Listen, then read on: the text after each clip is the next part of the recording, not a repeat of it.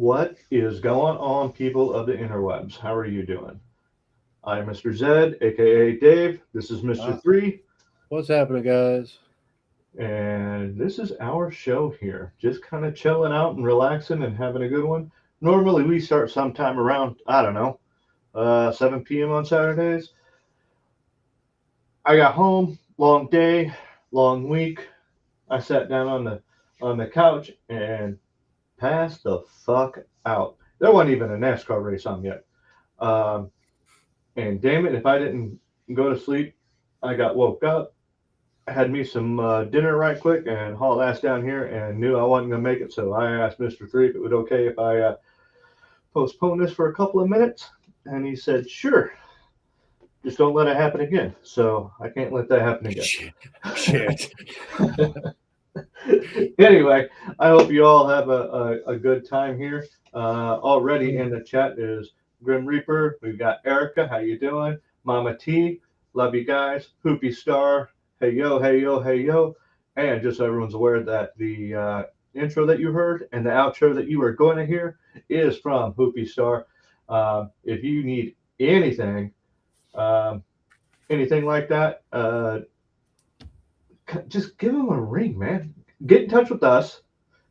We can get you in touch with him, and he can get you something cool for your show. And we do have a couple of people running around here that like that, so there it is. Erica asks how I'm feeling. Um, I'm really hoping she's asking about my leg, and Katie Zed hasn't said something that she's going to do to me later while I'm sleeping, and I can't see the future on that. No, my leg is actually it's doing better. It still hurts like crazy. I don't need the cane to walk on it anymore at the moment, but I can tell you that if it gets I don't know a little bit more activity like today, if I was to go another couple of hours, I would definitely be limping around worse than I am now, and maybe even in a cane. So outside of that, it's not doing too bad. It's healing up. There's no more softball for this season for me. Um, I'm going to be out of that for this season. Maybe in the fall, if the leg feels a little better, I'm going to try and get it worked out the way it needs to be. But I am not going to push it too much. I'm going to let it kind of heal appropriately. Um, that shit hurt. It hurt bad. You got enough going on with your old ass age and work. Oh yeah, As that's all do right. I. As do I. It's all right. We gotta stay young, right? Yeah, I Or at least wish. try it. What are you drinking tonight? I am gonna try this Whistle Pig piggyback. All right, I like Whistle Pig. I haven't had the piggyback yet. I do like Whistle Pig, especially when you let it sit a little bit on the ice and let that kind of get that oxygen built into it. A little bit of the ice kind of watered down just a touch. It's actually Well, really good. then I So, guess that's what I'm gonna try because I have never had it. yep. I mean, it's actually pretty damn good. How you doing, uh, Shelly? Glad you can make it. Uh, Erica's like, I will never break that gal pal code. If she had something in plan, something planned, What it would be a surprise. I appreciate that. I'm sure she appreciates that too. um, I can tell what do you. you got? Oh shit. I've You just actually got. glazed right over it. Just glazed right over it. Oh yeah. Hey, dripped out maple. Okay, I know we talk about this on occasion on this show because the shit's good. It really is. Okay. It I'm out. I don't have any. I got what's left in this one, and then I got another bottle, and then I'm out. Um, I'm gonna have to order some more. And speaking of ordering more, all you gotta do is hit me up, hit Mister Three up, and we'll give you the address or the website address. We'll throw that in there for you. You can order some yourself. It is absolutely delicious. This is out of upstate New York. Okay. I've been to where they make this. It is phenomenal. They've got a bunch of cool stuff in that little location, and they will have. I don't you have another bottle of something that they made? Yes, I do. It's sitting right there. The bootlegger. Yeah, the bootlegger. They make gin. I'm not a big gin person. I don't know. I'm just not. Um, they do have a vodka. They've got bourbon cream. I know I got some of that upstairs, which is really, really tasty if you throw that over some ice cream. Uh, Shelly Bond, Wayne and Shelly, how y'all doing? Glad you can make it. Uh, but no, maple drip. It's very low alcohol content, comparatively speaking, to some of the other bourbons that we drink. It goes down really, really smooth, and well, you get shit faced really quick on it if you ain't careful. So, but no, the it's out of New York, and they will ship it to your house. Uh, that's one of the cool things about New York is uh, they got some good breweries and stuff like that up that way, and they like to share that that type of thing. So, unlike the gun laws, which we're going to talk a little bit about some of the ATF stuff going on. There it is. I posted it. You posted. Where did you post it? YouTube. Oh, because I'm not seeing it. It may not. To the chat. Throw it in the private chat so that I can post it on over here because sometimes it doesn't relay very well. Um, anyway, we're going to talk a little bit about some of the new 34 rules coming in from the actual ATF. I will say usually ATF says, hey, we got some new stuff coming out. That's kind of a bad thing, except I don't see it here. And I'll tell you, so I'm going to give you about four good ones here, and then I'll tell you the one bad one that I was able to find. So hey, it's Well, and I tell you what, really interesting. I don't remember the guy's name. I know that he's worked himself up and into where he's at as far as being the head honcho at ATF, and he's basically called them out for what they are and what they have been doing. And he's making some changes, and they're good changes. So Yes, I mean, if you he want to jump right into that right now, I mean, we can. I'll leave no, that up to you, or we can, save that for a little later as a little teaser or whatnot. Uh, but outside of that, we're just having a relaxing time because, damn it, I took a nap. yeah. I wish I could have. Yeah. You could probably tell my droopy ass eyes right now. Well, if you want, I will share some of my, what is that? The cherry sakura. Yeah, How do you like it? I like it. It's not bad. That yellow one that you told me about, that one's pretty good too. The Not the tropical one, the other one. the Sudachi lime. That Sudachi lime, I think is what it's called. maybe that one's not too bad. There's another one that I had. Oh, which one was it? The iced vanilla and that cherry sakura are my two favorites of the Red Bull. Yeah. Oh, you like Dr. Pepper? Yeah. Have you tried the blackberry Dr. Pepper? No. Oh my lord! All right, so let me put it to you like this. You like cobbler? I don't. I'm not a big pie guy. I'm really not. I'm very basic and simple. I like my Marie Callender's um, Dutch apple, and I like my pecan pie, and that's pretty much what I stick to for All right. pies. Well, you're over here in kind of sort of the south, but you up in the hills. Okay. If you go to one of them little restaurants with the mom and pop restaurants that we like to go to, and there is a cobbler on the menu, I highly suggest getting it. Now, usually it's like a peach cobbler, but I've actually had blackberry cobbler. Okay. and that's what this tastes like. It is so freaking good. When I I first got it, I didn't really think I would like it. I'm like, eh.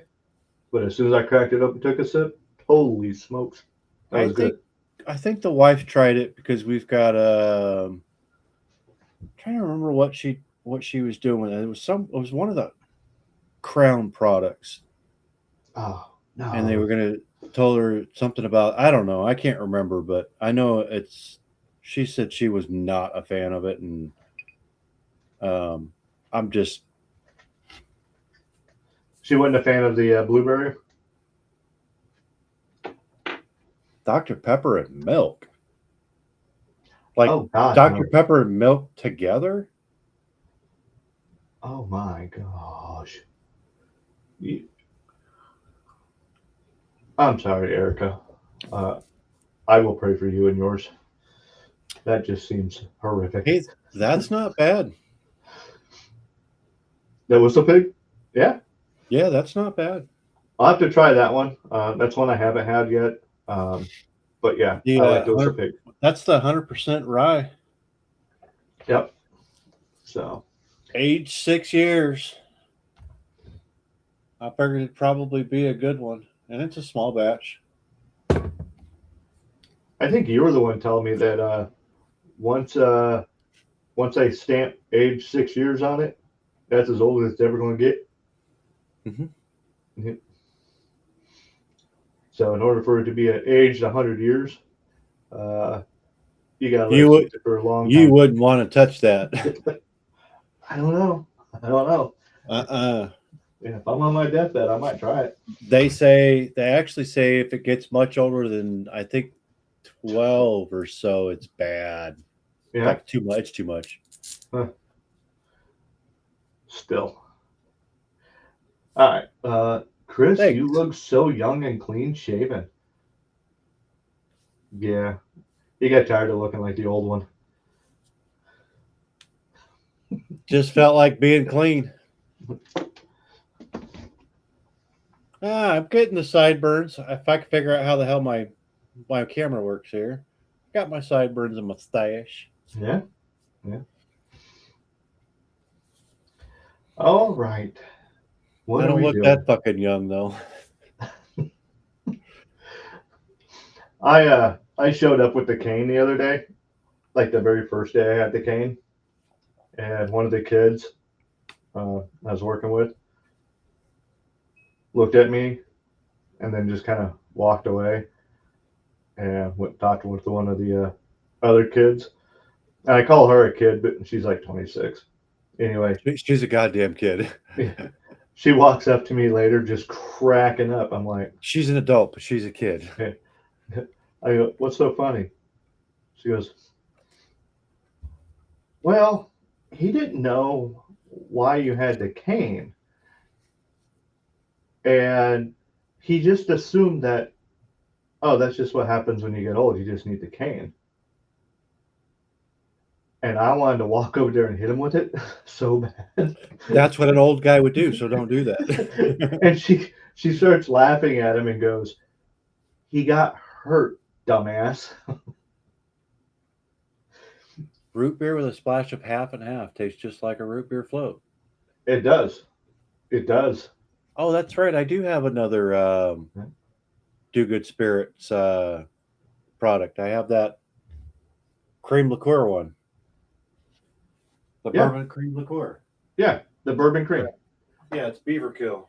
Yeah. I've got one of those in the fridge. That's the one I was saying actually goes really good over ice cream. Oh, yeah. So once you open that up, you got to throw that in the fridge. No, you don't. Are you sure about that? It says right on the bottle.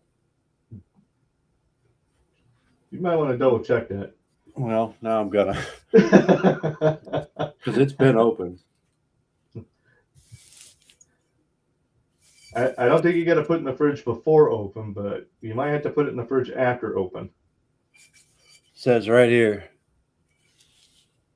Refrigeration not required. Okay. Hey, cool. You know, most of your cream liqueurs do. yeah. So Yep. Yeah, I checked that before I popped that sucker open. I was Yeah. pretty sure. It's been a while though, so I had to verify. But yeah, it's better to verify than find out later. Yeah. I can tell you that porcelain is not going to be happy with you. Well, let's get into this day in history. Yeah. Because to be honest with you, when I looked at this not too long ago, something really kind of stood out to me, and it happens to be the very first one. 1611, in this day in history, the King James Bible is published in London.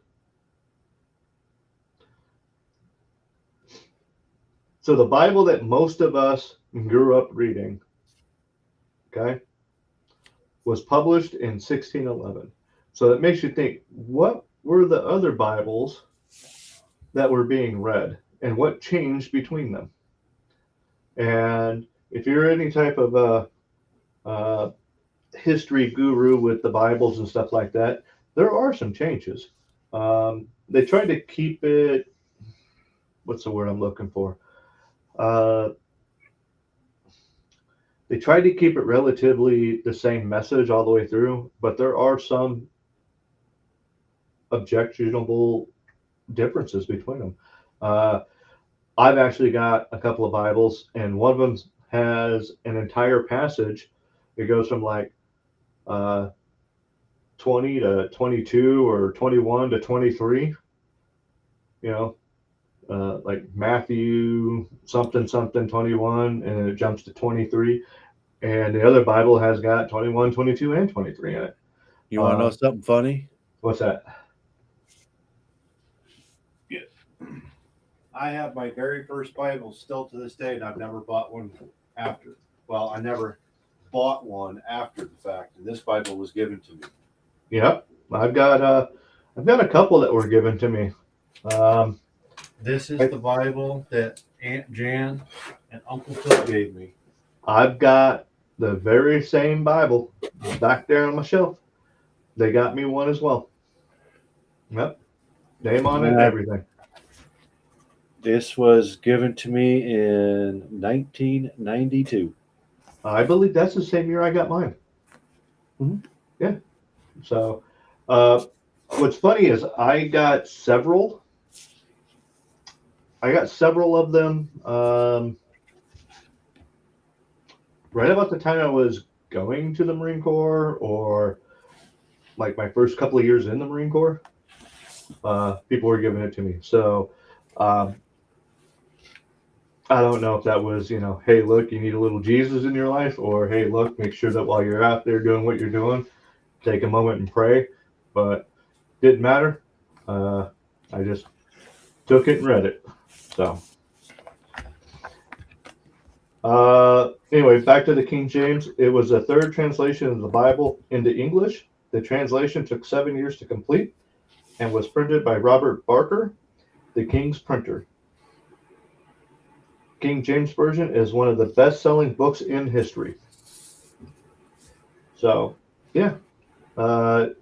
It was technically the third Bible to be translated into English. And there it is. 1863, Stonewall Jackson is wounded by friendly fire.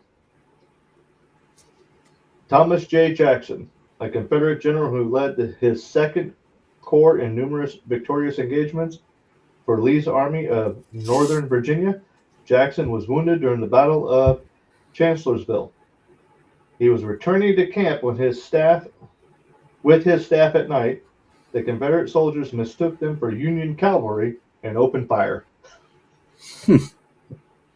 Whoops. I want to know which one of them got beat the shit out of that night. Probably the one who shot his ass. Confederate soldiers mistook them for the cavalry, opened fire. Jackson died a week later from complications due to his wounds. Lee was reported to have said, "I have lost my right arm," when he heard the news. So, it sucks when you lose a good guy in the field. It sucks even more when it's friendly fire. No doubt. Remember Tillman? Used to play for the Cardinals. Pat Tillman. Yep. Um, they found out after the fact that he was killed due to friendly fire. Um, he actually he was playing for the Cardinals, and then went, you know what, I'm out because war was going on. Goes overseas, and he was making millions of dollars. Yeah.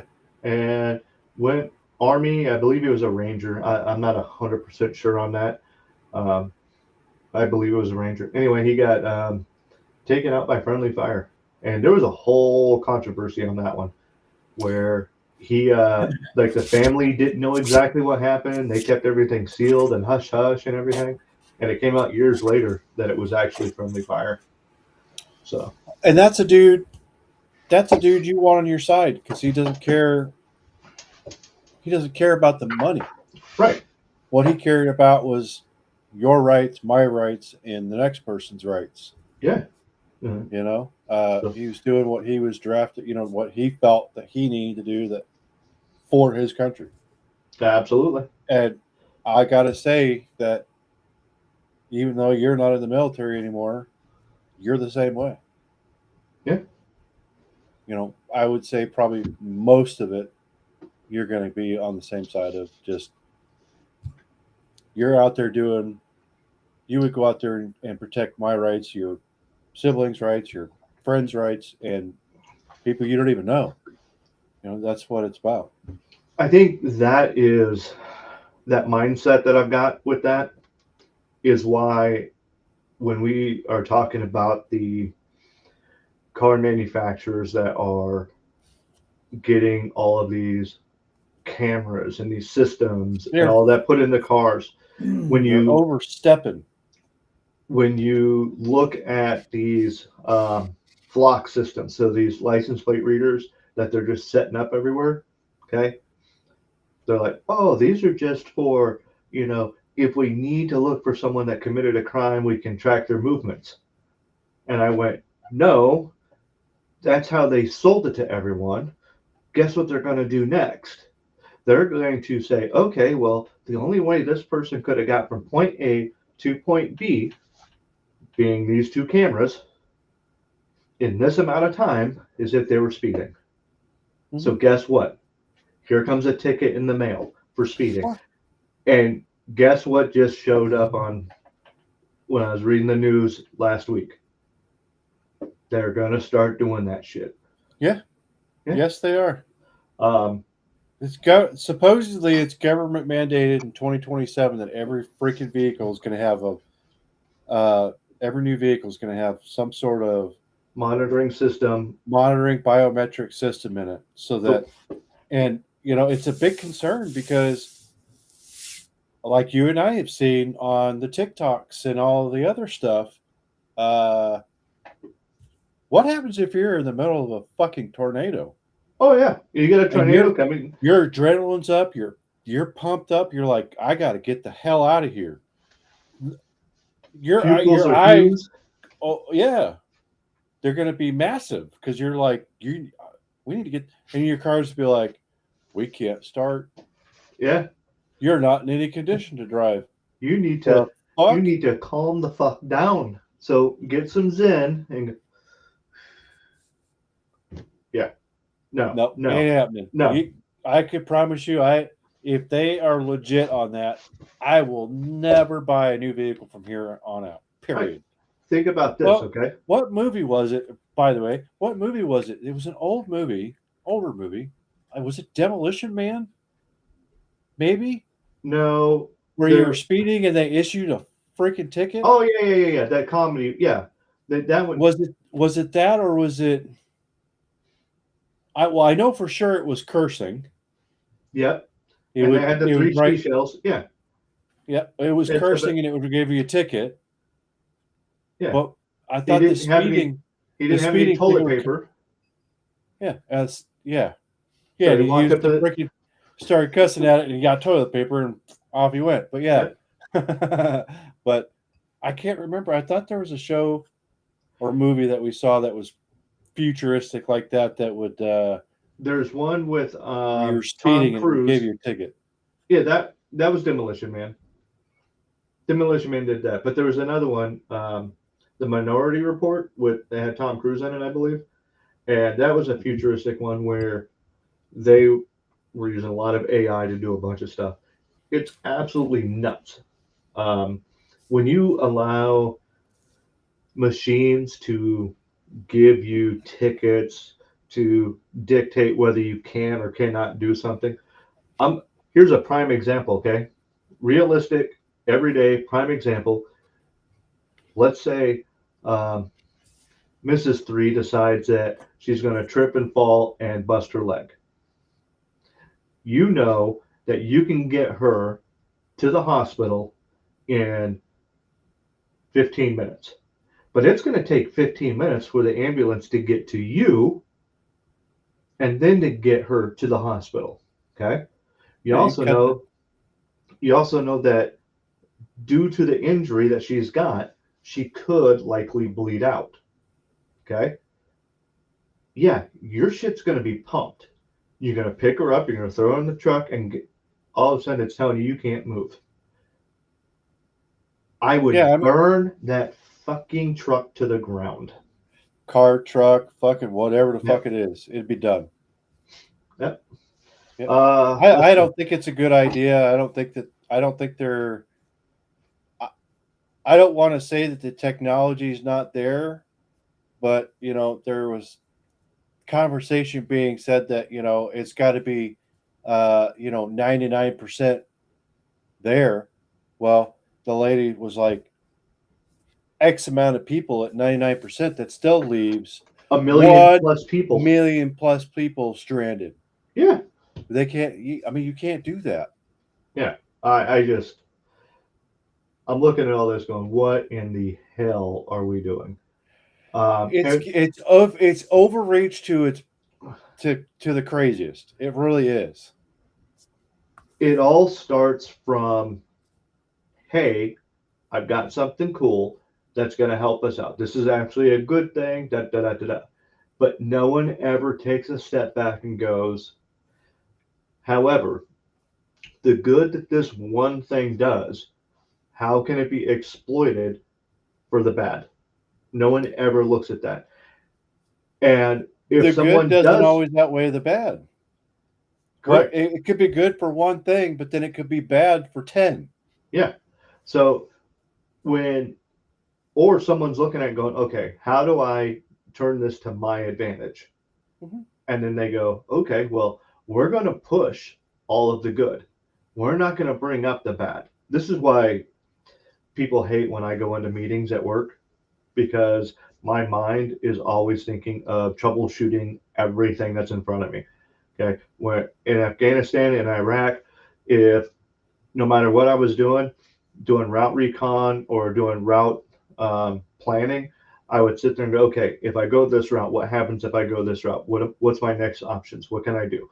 And it's always contingency plan on contingency plan. What could go wrong? For instance, hey, if we blow a tire, do I have the tools to replace the tire? And do I have a tire to replace the tire? And it goes along the same sense of expect the worst. Right. I've actually told one of our principals, I said, hey, the amount of luggage that you want to take in this vehicle is not going to happen. What are you talking about? I'm taking all my stuff with me. No. We'll put it in another vehicle that's got room. Cannot all fit in here. Oh, I'm not doing that. Then we're not leaving. I have to have this, this, and this. I am not going into Baghdad from where we're at, going through Baghdad to try and get to Bayat, Baghdad International Airport, and at the time being the most deadly road in the world. 7 miles. That's all it was. 7 miles. Deadliest road in the world.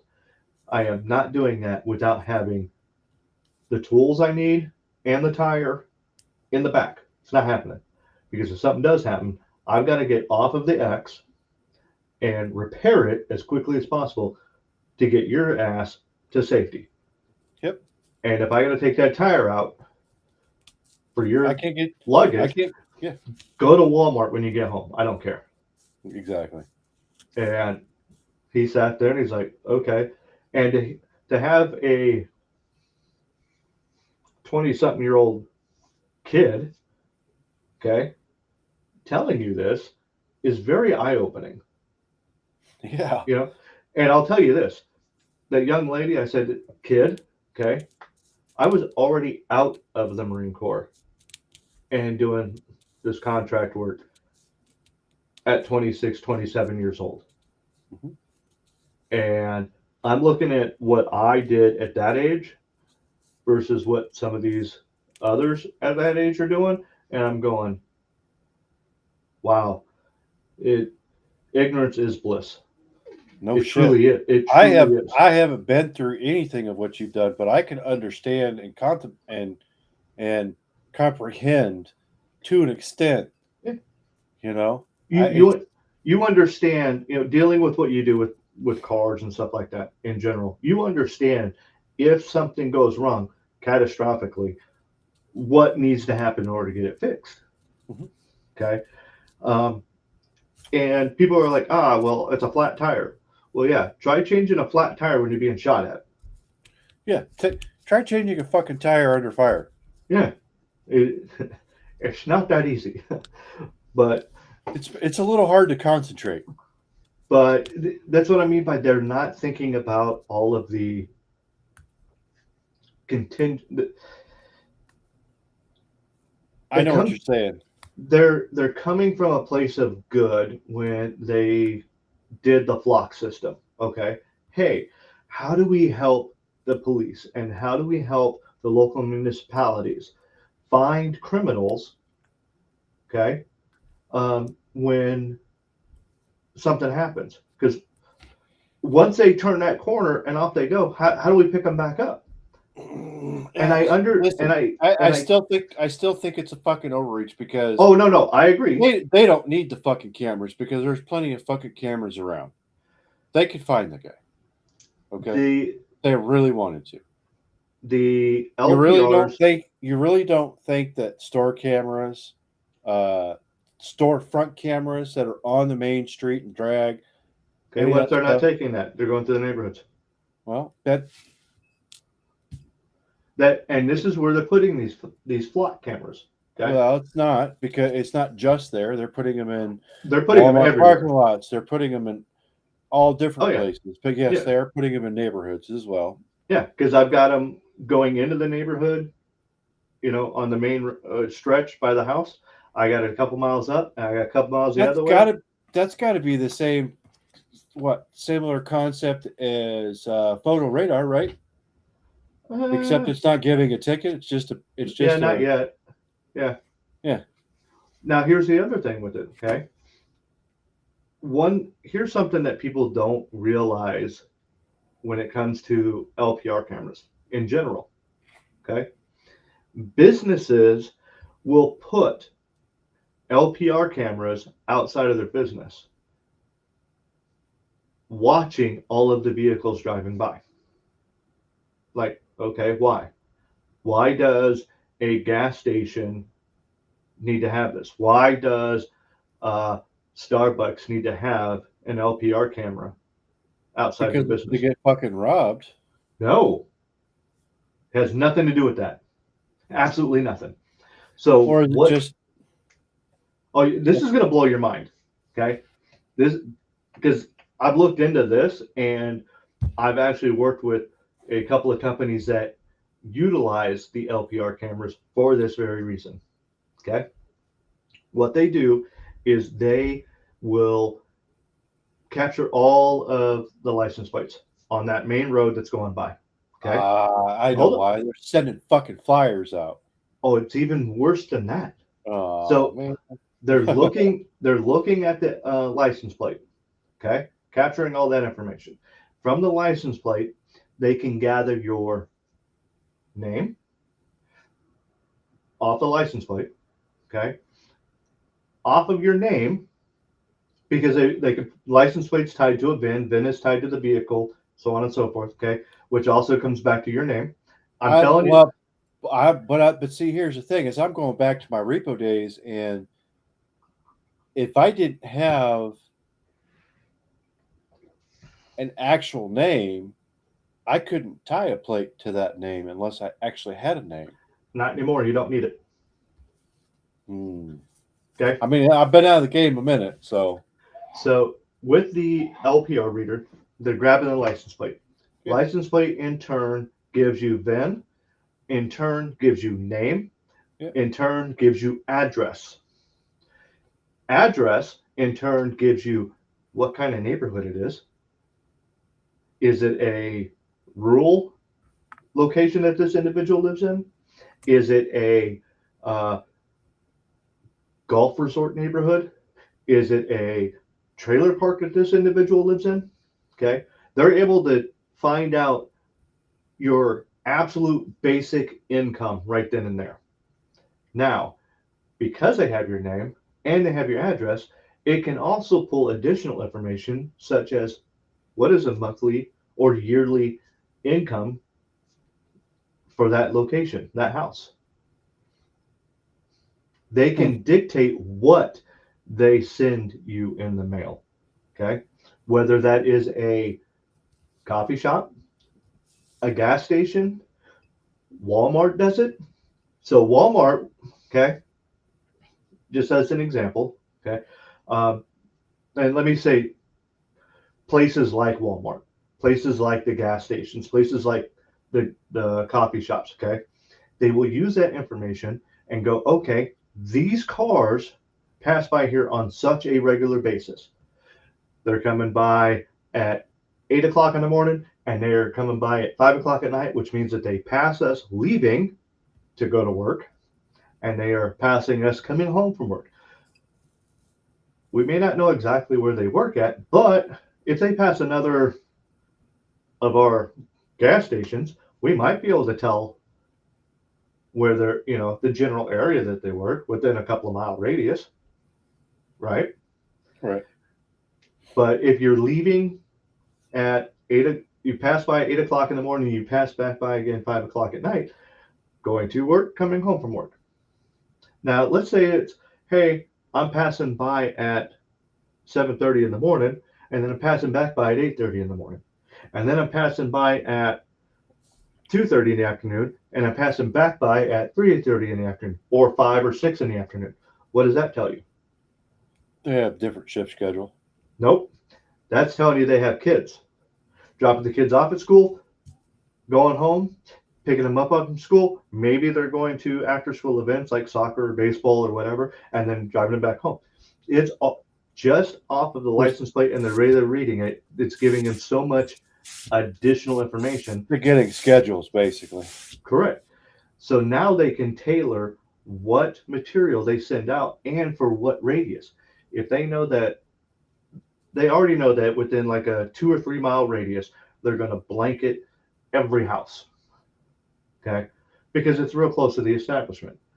But if you take and you extrapolate that information from, people coming in, they might hit the neighborhood. It might be 4 miles away. But we've got 6, 7, 8, 10 people out of that neighborhood that come directly by. You know what? Let's go ahead and blanket that particular neighborhood with stuff. Well, yeah, because they might get an extra 1 or 2 people out of it. That's it. So it's all about generating revenue at that point, as far as And getting them in, drawing them in. And this is what I'm saying is, at first, it might be nothing more than, hey, I want to help out the municipalities finding a criminal. And then someone else goes, well, hold up, what other information can I get if I'm looking at this? How can I put this to my advantage? And then you have these retail locations that are doing that. They're grabbing that information and they're going, okay, how do we gain business off of it? Selling it to that place. And oh, they're not even selling it. They're renting the machines themselves. Okay. These establishments, instead of buying the machine, they will rent the machine because someone else is going to give them the information. So they'll pay $300-400 a month for one of those machines in the area, and they might have 6, 7, 8, 9, 10 in that general area. Okay, right around them, pulling all the information, and then they go, okay, well, I've got the information and the business that I can pull from it by giving out the correct flyer or the correct, to draw the customers in. There we go. And next thing you know, bada boom, bada bang, someone else is going, how can I use this information for me? And then the municipalities are going, okay, well, if we have this, well, if they go from this point to this point in this amount of time, it's just like those white lines on the freeways that the planes used to spot, speeders, because they can count how long it took you to go from this white line to this white line. And if they did that within a certain amount of time, then the guy in the plane goes, hey, he's speeding, and the cop that's down the road pulls out behind you and pulls you over, and he never saw a thing. And it's not even that. It's not even just that. They start putting this shit in these fucking cars, in the biometrics and all the other stuff. They're selling up. The manufacturers are selling this shit to the insurance companies, and now the insurance companies can go, yeah, you didn't drive so good. Now your rates go up. Think about They this. have the fucking information like that, dude. It's so stupid.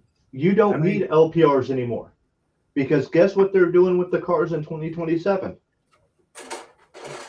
They're monitoring everything you're doing, which also means they're monitoring the speed. So at any given point, your little GPS in your car knows what the speed limit is on that road. So does your fucking in-dash. Yeah. My 12-inch fucking screen on my goddamn truck That your literally GPS, tells you what the speed limit is on the road. So guess what it can do when you're speeding? It absolutely could get you a fucking ticket. No, it'll shut you down until the cops show up. Well, it'll give you a ticket and then shut you down. So it's all just a money-making machine. And the overreach, like you were saying, is just getting way out there. Hey, where does it stop? Where does the people go, hey, this is enough? Yeah. Yep. I'm having a hard time keeping up with everything. All right, so let's see here. They obviously a big part of it is they're selling your information. Another big part of it is they're selling other information that you have to third party. It's so frustrating. At what point is it that one of the other privileges that it's not even a privilege, it's a right. What's a right? To be able to travel freely. Yeah, but driver's license and to utilize a car is a privilege. To travel freely is a right, but that does not mean that the mode of transportation that you choose is the right. A driver's license is a permit. It is not a given. They can take that away at any time. They can not issue at any time. Understood. Cheryl says here that when you get a ticket, you sign it. By signing it, you're not of any guilt. That is absolutely true. You can go to court for that. It is to say that this is me accepting. They can't prosecute. They can prosecute. That was Cheryl, wasn't it? Yeah, Cheryl. Yeah. So they can prosecute. Even if you don't sign it, they can still prosecute you. If you don't show up to court in order to fight it, you just automatically forfeit. Yeah, and you lose. So you have to go to court because they are prosecuting you. When they hand you a ticket, it is a summons in front of court to show up. Now, they give you the option of paying the ticket out of court, and most people do that. Some people will go to court and fight it, and if the cop doesn't show up to plead his side of the case, then it gets thrown out. It gets dismissed. But here's the thing. These LPR cameras are calibrated at such a regular interval via software updates that they're actually better than some of the radars that are with the cops. because those software updates are so frequent, they can test on a regular basis how they're Accurate. It's how accurate it's being. correct. Yep. Which that's the scary part is now they're just getting lazy and using machine. Mhm. At what point? See, don't ever get one of them little things for your head, uh, you know, that taps into your brain because now the thought police are going to come get you. All right. Um, so they sell your name and car info, and a lot of times they're not even selling that; they're just selling um, the usage of the camera, and the usage of the camera comes with. So when you buy a vehicle, your information gets sold anyways. So Oh, absolutely. that's why they're contacting you a year, 2, About 3 your years, extended and warranty. well, there's that too, absolutely. Yeah. But after 2 or 3 years, and let's face it, most times it's like 2 years, they're already bugging you about, hey, we want to buy your car back. Hey, we want to do this. Hey, we want to do that. And Yeah. they just hammer, and it's nonstop for years. Oh yeah. Um, Third you parties, know, I love them. Them, man. no, I couldn't tell I you know. how many roofers I've had call me because we had a storm go through 6 months ago. Hey, your neighbor. My neighbor hasn't talked to you about shit. Yeah. Uh, one of the upsides to our cell phones now is, I mean, I don't know if yours has it, but mine does. If that phone number is not in my phone as a contact, it will automatically kick it. I've got it set up to where it automatically kicks it to, I want to know your name, I want to know your number, I want to know this, and I don't even have to pick up the goddamn phone. And then it immediately goes to voicemail after all of that, and I get a voicemail. Would you If like it's me to not, tell you what's going on with your phone in the very, very, very near future? If it hasn't already started, to be honest. it's not going to be anything that's going to fucking surprise me. I can almost guarantee it. Oh, I guarantee you it won't surprise you. It's just going to irritate you a little bit more than you already are. You cracked the screen on your phone. Did you get one of them little fruity phones? Okay. Crack the screen on your phone. You got a guy in town that can replace that screen. No problem. He's been doing it for years. Yep. All of a sudden, he cracks it open, puts a new screen on, closes it back up, and your phone is bricked. Why is it bricked? Oh, because Apple decided that they were going to put a little software update where if an unauthorized individual, which is anybody that is not at an Apple store, cracks open that case in order to fix anything in there, it's called an unauthorized repair, shuts it down. Guess who else does that? Who? John Deere. Yes. I was going to bring that up too. Fucking John Deere does it. Yep. Guess what I'm never going to get? Well, you just have to be careful about what you. And it's not even that, man. You should be able to take your freaking equipment to anybody that can repair it. Okay? Who else does that? Ford.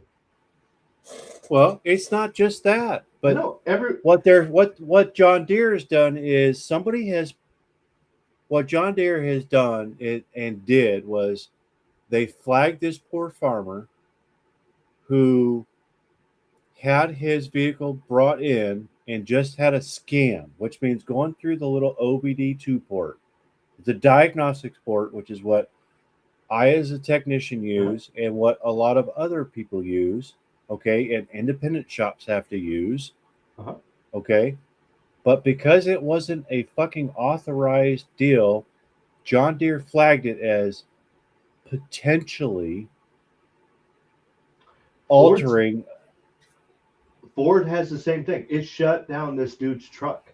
Oh, well. He took it to a mechanic because he wanted to get something looked at. They plugged in the thing, and he goes, "Oh, I'm good." To be fair, the right to repair is only if you don't sign the contract. Correct. You signed a contract, so you waive that fucking right. You signed the contract when you bought the vehicle. Yep. It doesn't matter. 'Cause like I said, this guy was a farmer, and he was using it to farm his land. He had it's it's dumb. He just went in, had some checks done, and it's crazy. But they shut this dude's truck down, or his piece of equipment down, which he paid. I think it was a crazy amount of money for $365,000 for it. Yeah. It was a what was it, F-350 dually or something like that? No. I'm talking about a piece of farm Oh equipment. no, I'm thinking I was But thinking about the other guy. The other guy paid like dude got in 100, at 160 5:30 for in the his truck. morning, just like he does every fucking morning. Went to go in, and a fucking message came across the board. Mind you, this happened 6 months prior, where he was plugged in. It took him that long, and then come to find out, John Deere was in breach of contract because they were supposed to give him a fucking written notice, which they Well, didn't do, and then after that, they were supposed to do something else. So the guy wound up getting out of it. Plus, on top of that, the other farmers in the area that actually went through the same exact thing. They actually just went, well, we waited our time. Then we went in, we had John Deere take care of it, and we paid the whatever. And then they just went about their day. Well, there was a big fucking ordeal about the whole deal. And so, but well, the other anyways, thing is, the he had a fact that very they could, short window to get his crop, yeah, and it was 18 days. he went And out of that window. They had to, they would have to reimburse it. Yeah. the reparations on that loss that he had. Yeah. They had to fix that. So yeah. Yep. How about the DC radar truck? 26,000 tickets in 25 days. Oh yeah, that one there, pops. That was an interesting one. I know that a lot of that got thrown out, if not all of them. I don't know anything about that one. It was crazy. Like,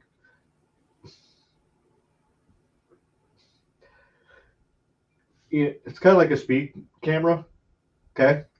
Except it was moving, and they would put it in different locations, and then they would drive it and everything. Just outrageous number of tickets in 25 days. 26,000 tickets in 25 days. It's like, what were they doing? What were they doing? They were grabbing for money. That's what they were doing. Yeah. Yes, that was what it was originally intent, was the right to repair was to do that. They're finding all of the loopholes. And that's the problem with people like me. You give me a rule that I have to abide by, and I know it's stupid, I'm going to find a loophole to get around it in order to do what I got to do. On the reverse side of that, they put a rule in to try and help the people out, and these companies are going, okay, well, they blocked us here. How do we go about doing it a different way? They're always trying to find a fucking loophole. And that's what it is. And they're doing it again and again. Just like you said, hey, you signed the contract. They're putting that in the contract. Do you know those apps that you get on your phone? But the thing is John Deere was the one that failed to follow their own contract, so they got busted for it because they didn't follow their own contract. And you know what they're doing now?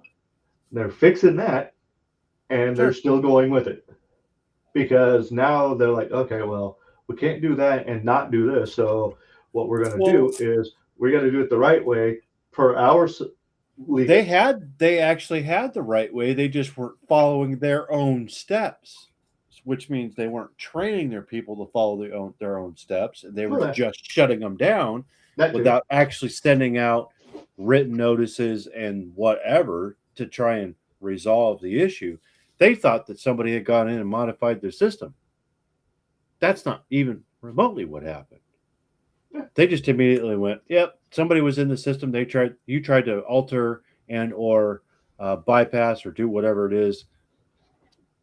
And no, that's not what happened. Yeah. Start making cars that can.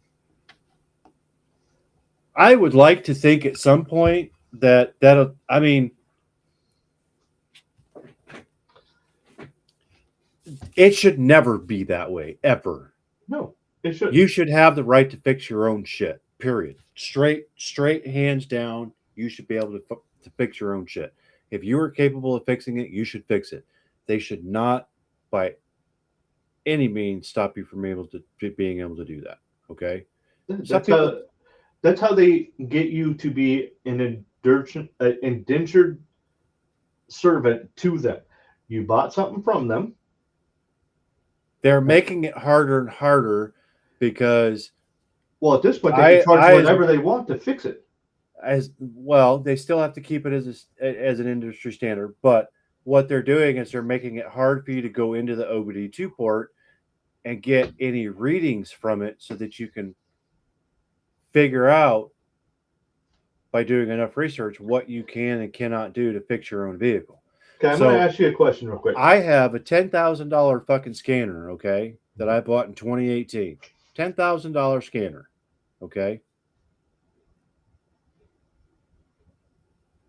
Because it's not updated to, I think it's updated to like 21, I think. But because it's not updated past that, anything past that, I can't get into. Okay. What's it cost you to update it? Well, it costs $1,800 a year to keep it updated to start, but like Stellantis, which is your Jeep, Dodge, Chrysler stuff, okay. In order for me to use my personal scanner, my Snap-on scanner that I paid $10,000 for back in 2018, in order for me to use that scanner, if it's not updated, and I'm not paying $50 a year to Stellantis so that they can track what computer systems like my computer that has a serial number and everything else, so it's a link back to me. If I'm not paying that $50 a year, I can't get into it. Okay, so you're looking at not only is Stellantis doing that, but then you figure Ford's going to start and they're going to follow along. Then you got GM, then you got Chevrolet, you've got Cadillac, you've got Toyota, you've got BMW, Porsche, and the list just goes on and on. I could get to 10 manufacturers. I mean, not physically. That's $5,000. I can't get to it physically because I'm missing a finger. But you get a toe. You get a toe. And that's not even all of the manufacturers. You're looking at $50 a year. You're looking at $1,000. Yeah. That I would have to spend as a independent shop to be able to do all the all the make models manufacturers. Yeah. A lot of shops can't afford that. No. Nope. So how is it's not cost effective for the consumer to go out and buy a $10,000 computer and then pay $50 a year to have access to be able to just read your codes. So let me ask you this right here. Can you get cheaper systems? Absolutely, you can. No, 100%. I didn't have to buy the expensive $10,000 scanner from Snap-on, okay? Back when I bought it. There are cheaper systems out there that you can register and still pay the $50 a month for. But the fact of the matter is the average consumer doesn't know. They don't know jack shit about cars, okay? Oh, yeah. They could put oil in it, potentially, maybe. They can put gas in it. They could probably fill up their washer fluid. But they don't know how to deal with their car and fix their car. The average person these days doesn't know how to do that. Okay, so you have to have dealerships. You have to have the independent shops. There's just no way around it. You're saying that the cost must be an industry standard, right? If I bring my car to you at the dealership, you must stay within industry standard, right? Well, it depends on the area that you're in. You don't have to. But Well, in order to compete and stay in business, you have to, as a business owner, and that's what I'm saying. As a business owner, you have to kind of stay within right, but these standards.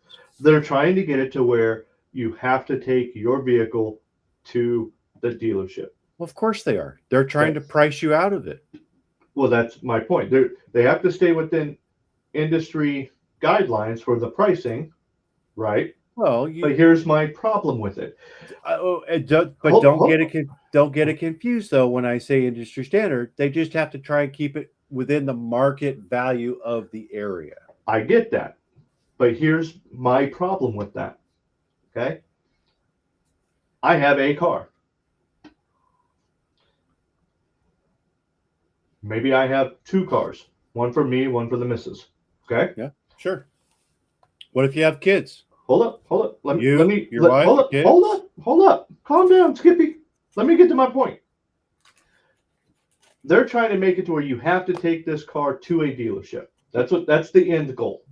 Okay. Well, because that's where they want the money to go. The dealership wants the fucking money. Right. They don't want independent dealers or independent shops to have it. They're trying to price them out of it by, hey, you have to have, these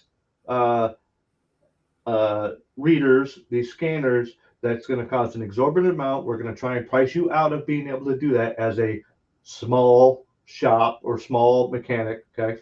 Now, that's a difference. Hold on. Give me a second. Necessarily. Like I said, I'm going to punch you in your. You could get a fucking scanner that's cheaper than what I paid for it. Okay. No, I get that, but I'm saying with the upgrades, you gotta be $50 for this, $50 for this one. Some fucking companies are offering upgrades for X amount of years. Some of them are whatever. Right. My point being is what they're doing is because there's so many different manufacturers, they could charge the $50 a year, okay, which they could charge 50 for, I don't know, a couple of years, and the next thing you know, it's 75 or 100. Well, I get that. Now I'm not arguing that. 10, 15, 20 different manufacturers that you got to have. Well, I'm sorry, buddy, I can't help you because I'm not paying for that specific manufacturer this year. Right. And I'm not arguing with that. I'm not saying anything, what you're saying is wrong. What I'm saying is when you say they have to be within industry standard, okay, which is, I agree, they have to stay within a certain price. They can't price gouge you in that way. There's other ways they can price gouge you. But I've got a car, my wife's got a car. My car breaks down.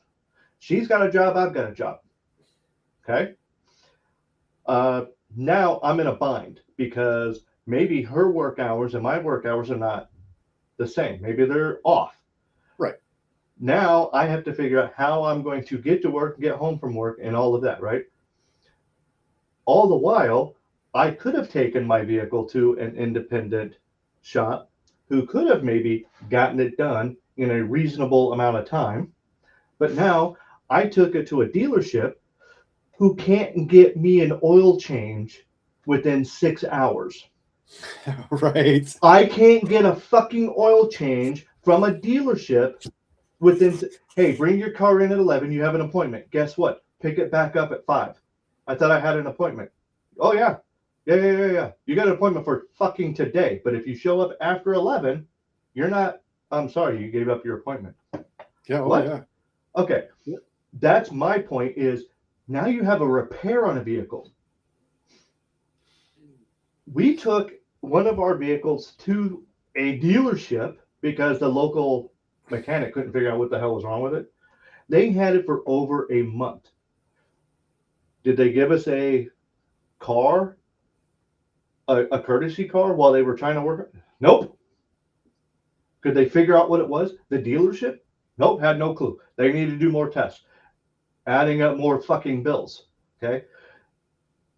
When I say that they have to keep it reasonable for what you were saying with, industry standard and whatnot, they can not only price you out of everything, but they have made you a slave to them the second that they have priced out the local mom and pop shop that could work on it. Not that I'm trying to be on anybody's side because I'm just not. Okay, I'm on the side of the consumer. Okay, but if you were to take your car and or vehicle to a dealership and they cannot figure out how to diagnose your car in a timely manner, Who makes that time up?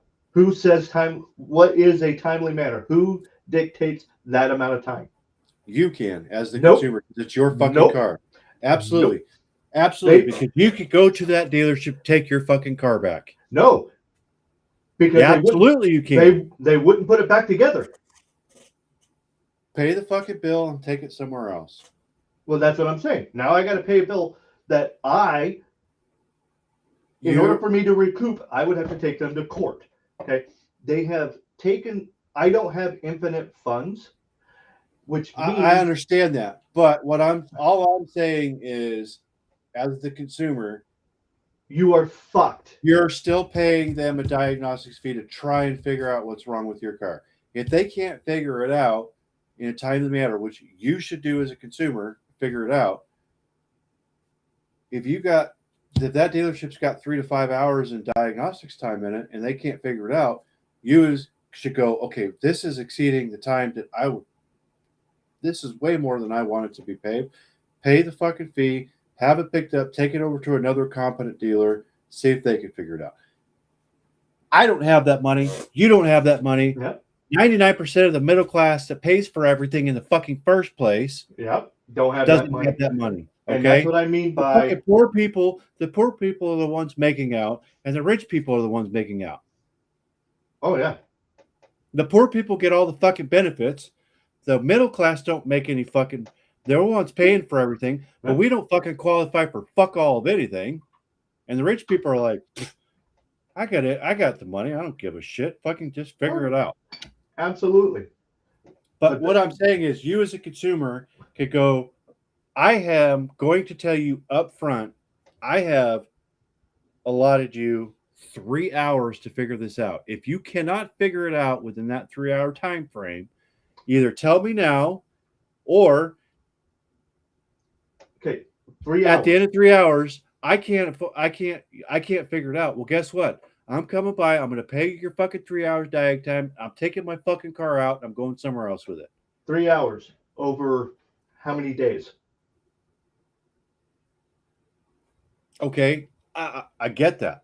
Okay, because I'm going to have But to find. the agreement, the fact of the matter is, it still is 3 days. Okay, or 3 hours. Okay. Well, no. Now you have to decide. You have to decide as the consumer how many days that you have. I decided as a consumer, I don't want to go to a dealership because I can't get a freaking oil change in a reasonable amount of time.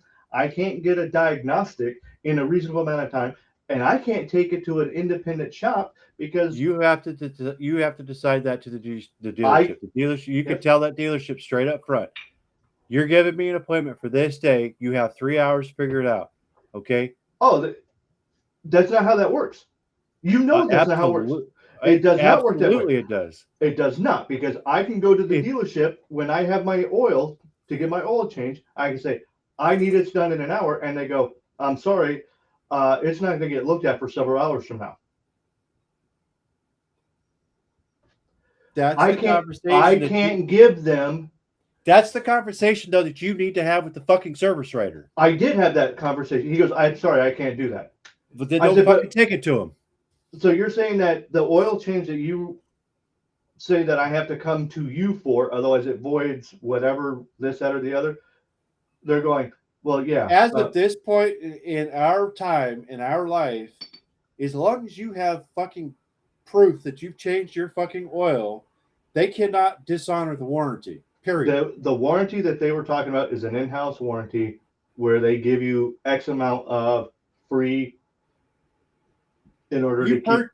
You purchased your fucking oil changes when you bought your fucking car. That's all that is. You're right. And they won't do it in a reasonable amount of time. Okay. That's not stopping you from still having your fucking oil change. The only thing that's stopping you from doing is getting your fucking free oil changes. That's it. It's not free. I paid for it. Exactly. And I can't get it done in a reasonable amount of time.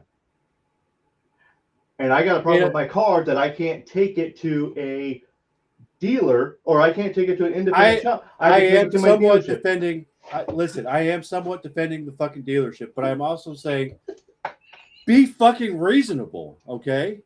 Because I do work at a fucking dealership. Let me tell you something. I work at a Reasonable? dealership. I work at a dealership, and when I have a fucking 11 o'clock appointment for a fucking for an oil change, you're in and out of there in 40. And I get the vehicle, and I've had the vehicle for 30 fucking minutes. What the fucking service writer does after that is his problem. Okay? But your oil change is in my fucking stall, gets done, gets its rotation, gets your fucking washer fluid, and gets the fuck out of my stall. Okay? Now, mind you, I'm in a smaller dealership, okay? Yeah. I don't have to deal with, Oh yeah, you don't Big do it town the city. living, okay? It's a nightmare. but I understand because I've been in the consumer's position where I've taken my fucking vehicle over to get a goddamn oil change, and I've been there for 4 fucking hours over an oil change that takes 30 goddamn minutes. It doesn't even take that long. But the problem is they overbook everything, so they're getting everything they can fucking possibly get. That's why it takes 6 fucking hours to get your goddamn car back, because they're overbooking. And that's my point when it comes to actually doing the mechanical work is they're overbooking, and they're not going to look at your car until they're damn good and ready. What you have to no. Yes. You as the consumer can go into the fucking service writer and say, listen, I need an appointment. I need your guarantee that you can get my appointment at this time. Okay? And you have X amount of time to deal with it. Okay? Diagnostics time. I'm willing to pay 2.5 hours, 3 hours worth. Okay? I'm going to drop it off to you Tuesday morning at 9 o'clock in the morning. I'm going to be back at 5 o'clock. If you haven't fucking looked at it and can't figure it out by that point, I'm taking my fucking car back and I'm going somewhere else. And you're doing the same exact thing at the other place. Because you could be as cheap as you got 1 hour to fucking do it until you find the right fucking dealership. It sucks. But because you're paying all of that tow money and all. See, you're paying the fucking tow money. You're paying the fucking diag time. And that's my time point. Out of your fucking day. It's bullshit. I fucking stand. It's and garbage. that is my point about all of this. It's still a fucking two-way street. You own that two-way street. You somewhat own that car. You can still take it out of there and take it somewhere else. You have that right as long as you pay the fucking diag fee. You say it's a two-way street as long as you pay the diag fee. I don't disagree with that. Here comes the problem. You said it yourself. The poor people, they don't have a fucking car. Rich people, they got multiple cars. They can let it sit there. It's not even about that. Let me finish. Motherfucker. We don't have unlimited funds. We don't have unlimited time. We don't have unlimited ability to take it from shop to shop to shop to shop. I have to go to fucking work. I'm just saying you have the ability to do that. You just can't afford to do that. You have the ability to go to the fucking moon too. We're fucked. You have the ability to go to the moon. We can't afford it though. And prove that the earth is fucking round. Or flat or whatever you want to do. I don't give a shit. I'm not a fucking flatter. I don't disagree with what you're saying. I really don't. The point I'm trying to make is you say that you have the ability, but they're pricing us out of that ability. Absolutely they are. And that is what my point is they are doing this intentionally to screw not only the small people out. I remember that before. Yep. Get in the front yard. Here, put these on.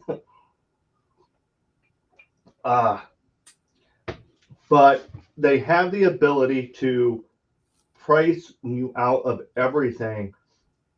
And then all of a sudden, you're without because now you can't even afford to get your vehicle out of the shop. And then they turn around and put a lien on it because you haven't paid the bill. And now you're out of a vehicle that. But you do have that. You do have that right because you can set the diag time. How much time do you want? I know I have X amount of dollars. This is what you're going to get, and that's it from me.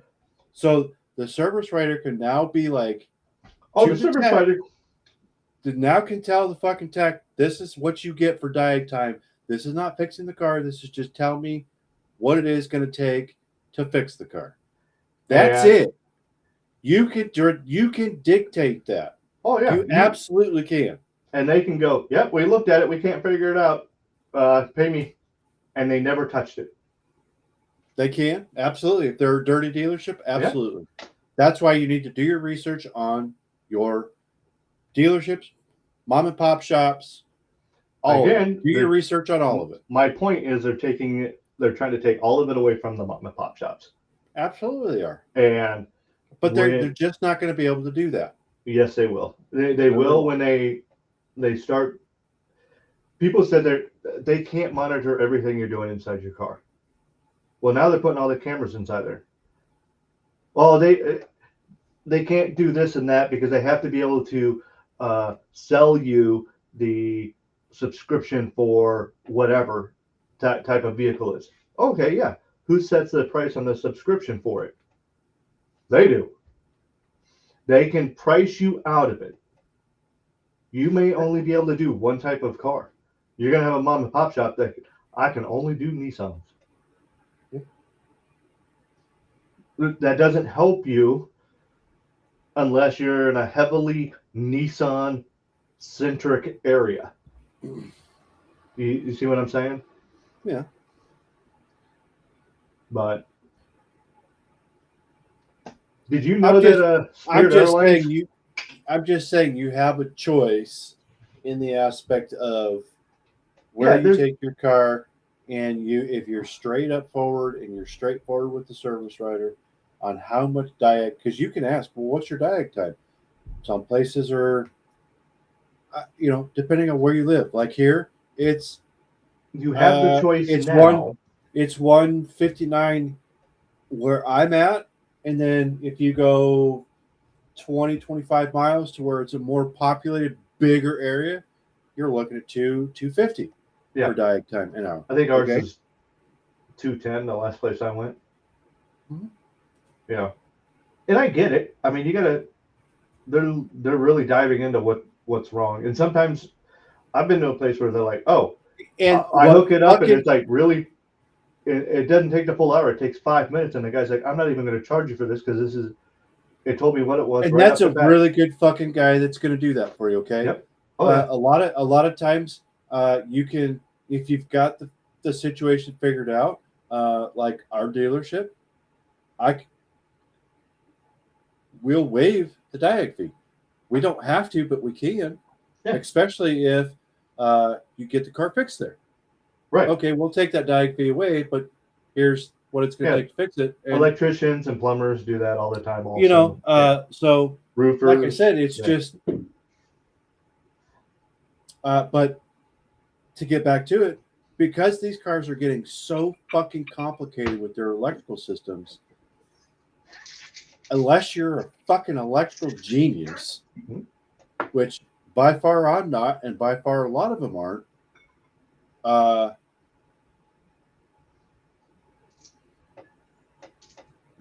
it literally takes time to figure out some of these electrical issues. Yeah. Sometimes the diag tree is this big. Sometimes it's. Oh yeah. No. I could go the fuck over there by the time I'm done with the fucking diag tree. I mean, it's pages upon pages sometimes. So, and sometimes it's something that nobody's come across ever, and you could spend a fucking week on it and still not fucking figure it out. I've done that in my job. Okay. Ever have a mechanic of 20 plus years look at you and go, I have no idea what the hell is wrong. Why is it doing that? And then my dumbass, who's never been in the industry at all, goes, what if we tried this? He goes, what the hell is that going to do? I went, I don't know. What's it going to hurt? That's basically what I said. And he goes, okay. And me as a technician would go, I will go through it and go, well, it's not really going to hurt nothing. What the fuck? Let's try it. Because That's I would run through all the scenarios and be like, okay. And that's what he did. And then bam. And it wasn't what I suggested, but it was in the line of what I suggested, right. Which we found what the problem was. And he goes, that doesn't make any sense. Well, I had a fucking Jeep. Yeah. Couldn't figure it out. Star couldn't figure it out. This is their fucking call center with their fucking retired technicians and this, that, and the other. They couldn't figure it out. Goddamn car had 300, 400, 500 miles on it, right? Been having this fucking problem for months. Been in our shop for months. In and out of it. Because we go, oh yeah, I think this is what it is, and we'll or this. Last call was the fucking PCM. Put PCM in it. And the fucking problem was that it would go, the guy couldn't even get out of the fucking parking lot with it and the light would come back on. And we test drove the son of a bitch. Okay? Next thing you know, it's 1,000 fucking miles. How fat was this guy? Not. No. Oh. Next thing you know, 1,000 miles later. Boom, there's the light again. Same fucking code. And then 50 miles, 10 miles. It was so fucking random. Come to find out, it was a goddamn engine harness. A fucking harness that had to get replaced to fix the problem. Yeah. Because there was a fucking wire messed up somewhere, and we didn't know where it was at, and figured out that it was a wire, and we went, just get us an engine harness, put a whole fucking engine harness in, haven't seen him since. Perfectly fine. Shelly says here, yeah, we're going to be slave to the dealers. That's not what I'm worried about. It's the slave to the airlines because they overbook. Spirit Airlines is no more. They large dealerships consistently will overbook. Oh, when yeah. you get to the smaller dealerships, like the dealership I work in, we don't overbook. Yeah. I'm talking about Spirit Airlines right here, though. Yeah, they shut down. Oh, Left a bunch of people stranded. That's what's going to happen. You're going to have a dealership that shuts down and leaves everyone stranded. They can't get their shit. And apparently, Grim Reaper doesn't believe that we ever went to the moon. I'm 50-50 on it. I used to be like 90-10. Yeah, we went to the moon, and only 10% of me went, Right now, I'm like 50-50. I'm going, I don't know enough.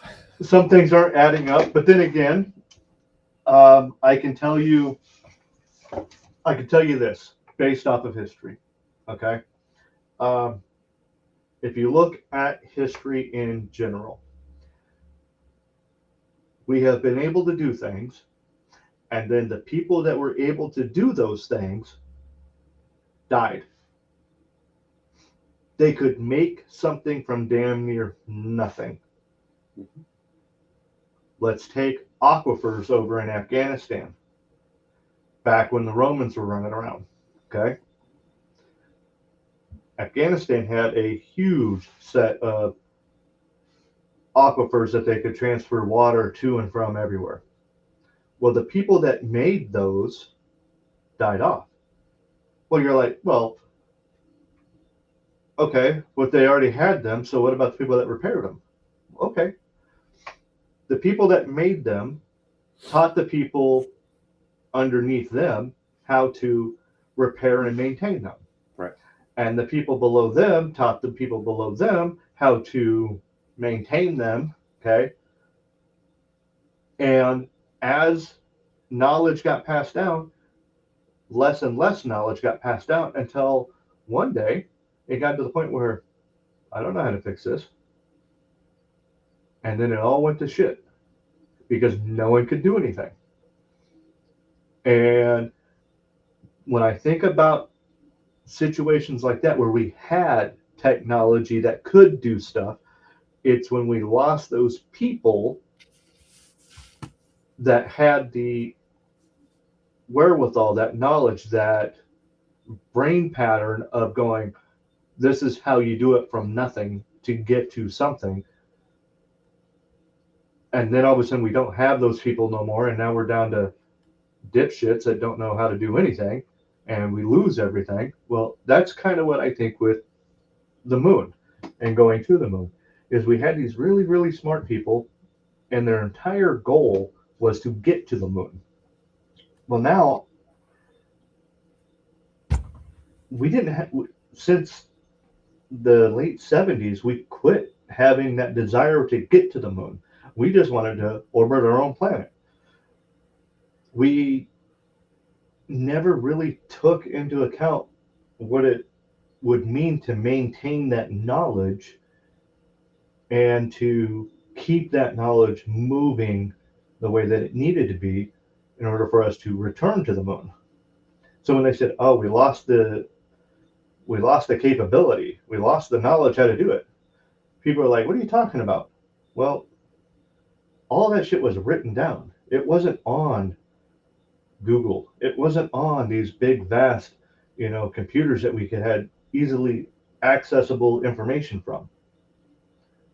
All of that information was on these huge, huge computers that were the size of your living room and the size of your house. Well, those went away. That's where they didn't take that information and scale it down and put it into the smaller computers like we started to do now. So I'm kind of 50-50 on whether we went to the moon or not because I just don't know I where think the it's fucking situation. bullshit because I think our fucking government absolutely has all the information that they need. Maybe, but I've also seen our government and they're fucking idiots. I don't disagree, but Okay. for something as large scale as that is, I think I agree. I think that they kind of, I don't know, here's the rug and fucking put it under the rug. They didn't lose any of that information. They've got that shit stored somewhere. I 100% think that they just tucked it. Yeah. Oh, yeah, we lost it. We lost it. No, you didn't. No, but I think the government far more. I think the government's far more advanced than we fucking give them credit for. Well, they're probably doing shit that we can't even fucking fathom. Oh yeah. But the fact of the matter is they're more geared toward what's happening here on this round, not flat, this round fucking Earth. Well, you're really gonna anger some people. I give a fucking shit. What I'm saying with losing, they're more concerned with what's here than what's out here. Yeah, and figure out how to control. Oh yeah. Us. When I say lose it, I'm not talking about, They just fucking misplaced it.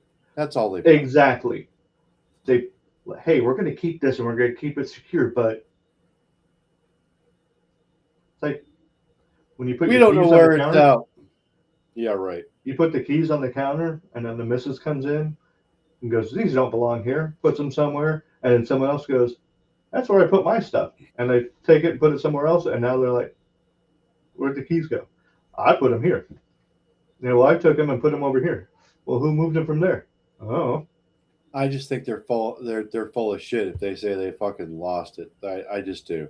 It's not fucking lost. They've tucked it and pushed it aside. That's all they've done. When I say lost it, I mean the people that knew where it was at are no longer with us. Somebody knows. They just start. It's like I truly believe that they actually know exactly where it's at. They're leaving it where. Now, with some of the things that you're talking about with the technology and stuff, okay, I agree with you. There's a lot of technology that we have that the general public does not know. There's technology that we have that is 25 to 50 years ahead of what anyone can even conceive of right now. Yeah. Okay. And when they went to Argentina, they showed that when they picked up. Didn't they use some fucking sound thing that fucking just incapacitated everybody? Oh yeah. So. Yeah. And they had this other thing where it turned off all of the electronics as they're flying over with it, so that all the radar and all that other shit didn't work. They're like total blackout down there. Mhm.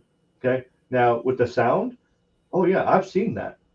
I've seen that in action, and I've gone, that's fucked up. Yeah. Oh Like, yeah, that could disrupt a motherfucker in a heartbeat. oh yeah, they call it the brown note. Yeah, probably because it makes you shit your pants. Correct. That's why they call it the brown note. Yeah. Um, there is other frequencies where they can point it at you, okay, directly at you, not to the people standing next to you. Absolutely fine. You feel like you're starting to cook. You feel like you are starting to cook from the inside out, and you move. The people that are standing shoulder to shoulder with you feel nothing. You are the instigator. They can point it directly at you and make you feel like you're cooking from the inside out. Yeah, that's messed up. Yep. I mean, But when I say 20 to 25 years ahead, that was several years ago. That is old news that I'm talking about there. And oh, sure. most of the general public are like, what? They can do that? Yeah, they can do that without any issues. Without any issues, they can do that. But when we say 20 to 50 years ahead of what we believe, I'm thinking, okay, we can do things, and I'm going, all right, well, that puts us about 10 years ahead of what I'm looking at. They're 25 to 50 years ahead of even that. It's like SR-71 Blackbird, fastest plane in the world, and everyone says, oh, we still haven't made anything faster. Why do we retire it then? We don't retire shit unless we got something better. I'm going to give you a perfect example. Common sense tells you that, anyways. The Chinook. It's that helicopter that's got the two blades on it. Okay, you got the Marine Corps version, which is a 46, and then you got the Army version, which is a 47. How do you tell those two apart? Most cases, the Marine Corps version has 3 wheels on the bottom, and the Army version has 4 wheels on the bottom. We lost a wheel. Fuck it, we'll do without. Anyway, those have been used. Cran-eating motherfuckers. Yeah, exactly. Those have been used since Vietnam. Okay, let's take a quick look. When was Vietnam? We have helicopters that were used in Vietnam and flew in Desert Storm. That's in Iraq in the 90s. Those same helicopters flew in the Gulf War. So you're looking at 25 to 35 years later. And when was Vietnam before that? Vietnam was in the 60s and 70s? Yeah. So 40, you're 50, 25. 60, we're 60 years later. Oh, yeah. We've got helicopters 60 years later we're still using. Mm-hmm. Oh, but we retired the fastest plane in the world just because. Mm-hmm. No, you don't do that unless you have something faster and better. And okay, that's just the way it works. Yep. Okay, just like with NASCAR. Okay, they're not going to get rid of a car unless they have upgraded it in one way or fashion or another. Right. F1, same thing. They may restrict the hell out of it, but the mechanics in there are so damn good, they're going, okay, that's just another, that's just something else for us to figure out how to bypass, find the loophole. That's all it is. Yep. And that's why I like racing. I like listening to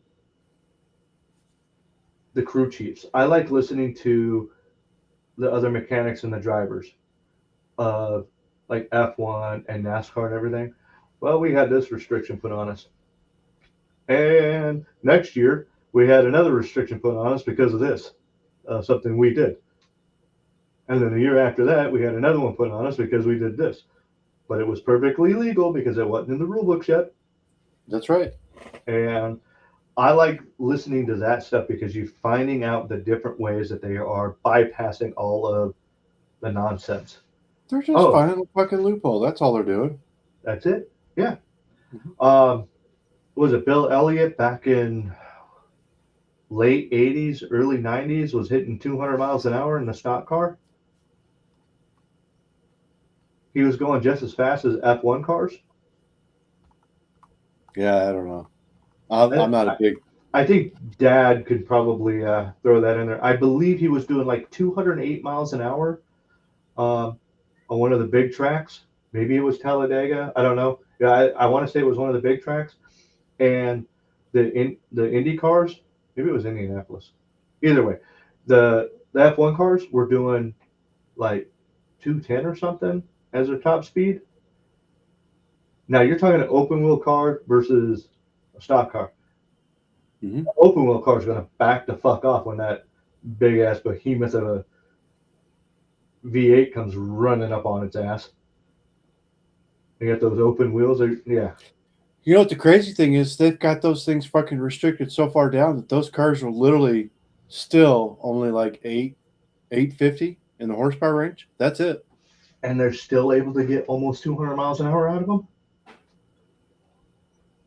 It's like, Yeah, well, that's the fundamental that's the fundamentals of aerodynamics along with drafting. and it's also with the way that they are able to tune those engines. What are they able to do, even with all the restrictions? What are they able to do to those engines to squeeze a little bit more out of it? But I don't think that they're necessarily reaching that speed. Can they? Probably, but I don't think they're necessarily grabbing that speed anymore. I still think they're at about a 180 to 190 mark. When you start drafting, that's when you hit those big speeds. Because with the draft, you can get enough of those cars lined up, you can push them up to that. Yeah, but But no, I think you're right. Individual, just out there on its own, I don't think it probably could at the moment. Not like they could back in the day when they had less restrictions. yeah, back in the day, But those motherfuckers on their own could be. yeah, but now I think that it does require that team effort of doing the drafts appropriately to make Well, that fuck, happen. there ain't no team effort in that because everybody's in it for themselves, even if they're on the same fucking team. Most times, Yeah, they just want to get their fucking car up there. yeah, but in order to get But your car up, sometimes you got to work with your enemy. Mhm. So, real quick, let me finish up this day in history. We kind of went off topic here. Um, you heard of Tennessee Williams, right? Mm-mm. No. Yeah, I mean, maybe. I don't think so. Uh, his play "Cat on the Hat" or "Cat on a Hot Tin Roof" was a Broadway hit. Um, anyway, he won a Pulitzer Prize in 1955. I had no idea that. I knew he did theatrical type of stuff. I didn't realize that he had won the Pulitzer on that. Mm-mm. This day in history in 2000, the GPS was granted access to the public. Prior to 2000, which doesn't seem like long ago to me, there was no such thing as GPS for civilians. I used GPS and I didn't realize that GPS was restricted until after 2000 to the public. I'd been using it since probably like 97, getting my first taste of it, going, hey, look, we can do this, we can do this, global positioning. And I'm going, oh shit, this is kind of cool. So I wasn't with the whole GPS thing for quite a long time because I had actually learned to use a map. I knew because I work, in Arizona, so I knew the 100 blocks and I knew Yep. the east to west blocks. So when you gave me an address, I was like, oh yeah, I know where that's at. That's over in Scottsdale, or that's over in here or that's over in there. So I had an idea of, where I was headed because I knew the 100 blocks and I knew where 0 started. I knew where south and I knew where north. And, Well, when you gave me street or avenue, I knew exactly where I was going. So I when didn't have GPS at that point. when you and I were growing up, okay, same thing with like Katie and Shelly and Wayne and everything. Okay, when we were growing up, if we were going to a place that we didn't know, we grabbed a paper map Absolutely. and we could figure it out. You can give a paper map to 90% of anyone that's under 30, and they will lose their freaking mind trying to figure out how to use it. Yeah, like I know Phoenix and stuff really well, and Arizona pretty well. Yeah. But I still believe that I know a map well enough that if you gave me a map for even just a different city, I could figure out how to fucking get to it. So, like when I go up to your place, okay, before I go to your place, I pull up a map. Mind you, it's on a computer now, but I pull up the map and I look at everything around. Why? Because as I'm getting closer to you, towns, roads, like I remember that. I remember that. I have an idea of where I'm at. I remember where it's at in the map site. Right. Correct. I know it's not that far from his place, or I know I'm still X amount of miles because you could take the fucking readings and go, okay, well, an inch on this map shows X amount of miles. Yeah. But go, what okay. I'm doing is I'm looking at the map before I go because I've always grown up with maps and I can visually see them in my head. And then when I recognize something, I go, okay, cool. I know where I know about where I'm at. I can't go that far with it, but I can go, okay, yeah, I recognize that. I know I'm about. Yeah. And like so, I couldn't be like, here's the map in my head. I'm just gonna fucking drive it. It depends on where I'm at. It depends on where I'm at and if I've been there before. On something brand new, no. I've been 40 fucking years, in Arizona, I could pretty much get it. As much as Phoenix has changed, pretty much I have lived there, I can still navigate the shit out of it. Oh yeah. Yeah, for sure. And I know Katie was saying the same thing with Chicago.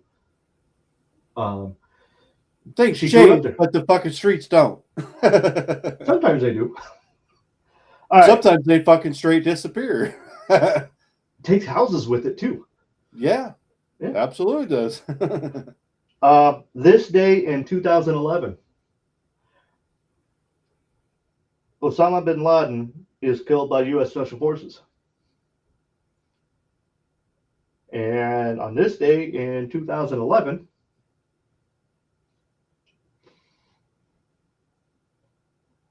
I was getting ready to go to Afghanistan.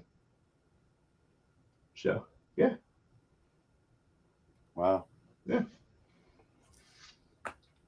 So, there's that. That is this day in history. Nothing else happened really all that exciting on this day, except for those. So,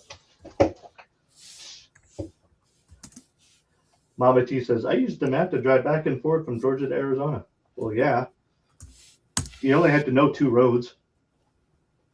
Interstate 10 and then Interstate 20. But if you want to know a third one, you go I-40. Cut all the way across, and 10 will take you down to Florida. 20 will take you through Atlanta. So if you take 10 up to the 20, 40, that takes you across the top end, take you through Nashville, and cut that down. What? You just muted. You leaving? I'll be right back. He's got to take a potty break, ladies and gentlemen. God damn right I do. So, yeah, we've got you got to understand that the way that this show is, it's very indicative of how Chris and I communicate. on a regular basis when we're talking about stuff, just in general. Um, we don't we don't take anything to heart, um, and we actually see eye to eye on 99% of stuff. We're not disagreeing on a lot, but just like anyone else, we're going to attempt to take that alternative view, um, just to engage in a more thoughtful discussion. Yeah, Chris is going around and, kind of defending the dealerships, but I can tell you firsthand that what we're talking about, he absolutely despises the way that certain things are being done. I mean, it's driving him nuts. Me, the encroachment of our rights, freedoms, our privacy absolutely drives me nuts. Um, if you have talked to me at any point in the last like 10 or 15 years, you know that my dream goal is 40 acres in the middle of fucking nowhere. I want to have my closest neighbor 6 miles away, type of thing. Um, if I cannot walk out onto my front porch or my back porch butt naked and without having the cops calling on me, you're too close. Um, that's how I gauge whether or not I am far enough away from my neighbors. Um, it's one of those things where I despise people enough. I have lost enough faith in humanity to where I don't want to be around people in general. Um, but we live in this weird ass timeline where, in order to survive at this point, you have to be around people constantly, and you have to fucking, you know, be pleasant and be nice when really they need a fucking throat punch. Um, That's part of the fucking problem with our fucking society right now. Here he comes. He no longer full of piss and vinegar, just the vinegar. Motherfuckers' feelings are fucking hurt. That's why I'm saying, man, you got to be fucking straight with these people anymore. We've lost touch with that.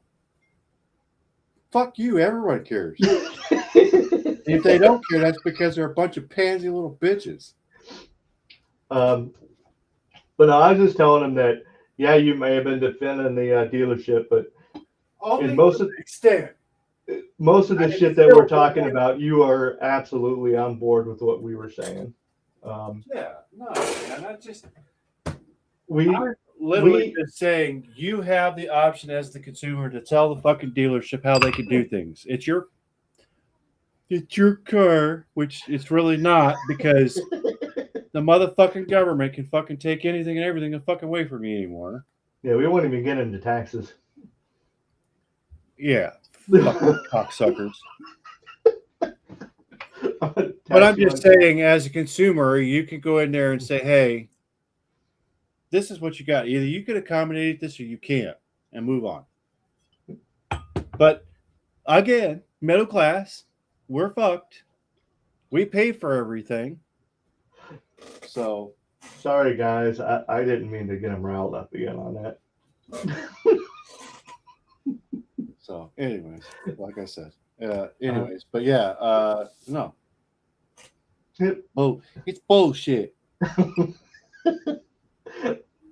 was telling him how you and I will, even though we agree on so much, we'll purposefully, just for discussion and just for conversation, one of us will go a little left field just to continue on the conversation, even though we agree.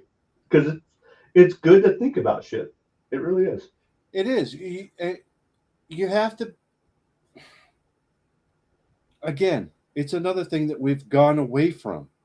Yeah. We're all fucking Oh, robots. We're just this. you Fuck that, can't dude. Open your you fucking can't say mind. that. That hurts my feelings. Fuck you. There's a point where bullying Sorry, you were was raised like a needed. little bitch. Okay. There's a point where bullying was necessary when you grew up. Fuck yeah. Man, I loved every fucking minute of it, to be honest with you. It sucked at the time, okay, but it makes you who you are. Now, do I agree Did you with think if then? do I agree with it if it goes too fucking far? Oh, I'm No. not saying bullying is one thing. There is a point where it becomes more than bullying. Yeah, it's Okay, harassment at that point, you know, you know. um, But you that's got to how men were stutter. You men. walk. You got to stutter. Okay, we're gonna screw with you on the stutter. Yeah, Okay, but if you you're got fucking you got big ears. We're gonna screw with you on the big ears. Exactly. Okay, you walk a little funny. Okay, because you got 6 toes on one foot. Guess what? We're gonna make fun of you. or maybe you got one fucking leg that's a little longer than the other. Or maybe you're missing fucking fingers. Fuck it, make fun of me. I don't give a fuck. I'll probably accept the ever living fuck out of it. Yeah, That's why I'm called Three Fingers or Mr. Three. yeah. I mean, the best crane's the purple one. I'll have Well, to try it. yeah, and then the green one. But no, it's hey Ace, look at that. Ace is here. Hey, real quick side note, Ace is Dumb Criminals. He had a show yesterday. Was it yesterday or was it the day before? Damn, I can't remember. Anyway, I caught a couple of minutes of it, and I was cracking up. He's got some highlights of some real dumb criminals out there. Um, and usually he's, some of his shows are half hour long type of deal, unlike ours, which is a couple hours long. But he goes over some of these dumb criminals and how they interact with the police and, get tased or they get bit and they're just dumb. Anyway, his commentaries on it's pretty good. And I suggest heading over that way if you get a chance because it's actually kind of cool.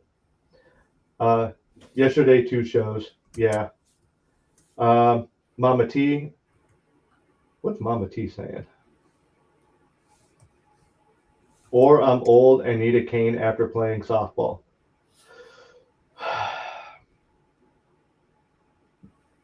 Sis, I love you. Jennifer, hey, how you doing? I'm glad you're here. Jenny, oh, I just got fuzzy again. I need another drink.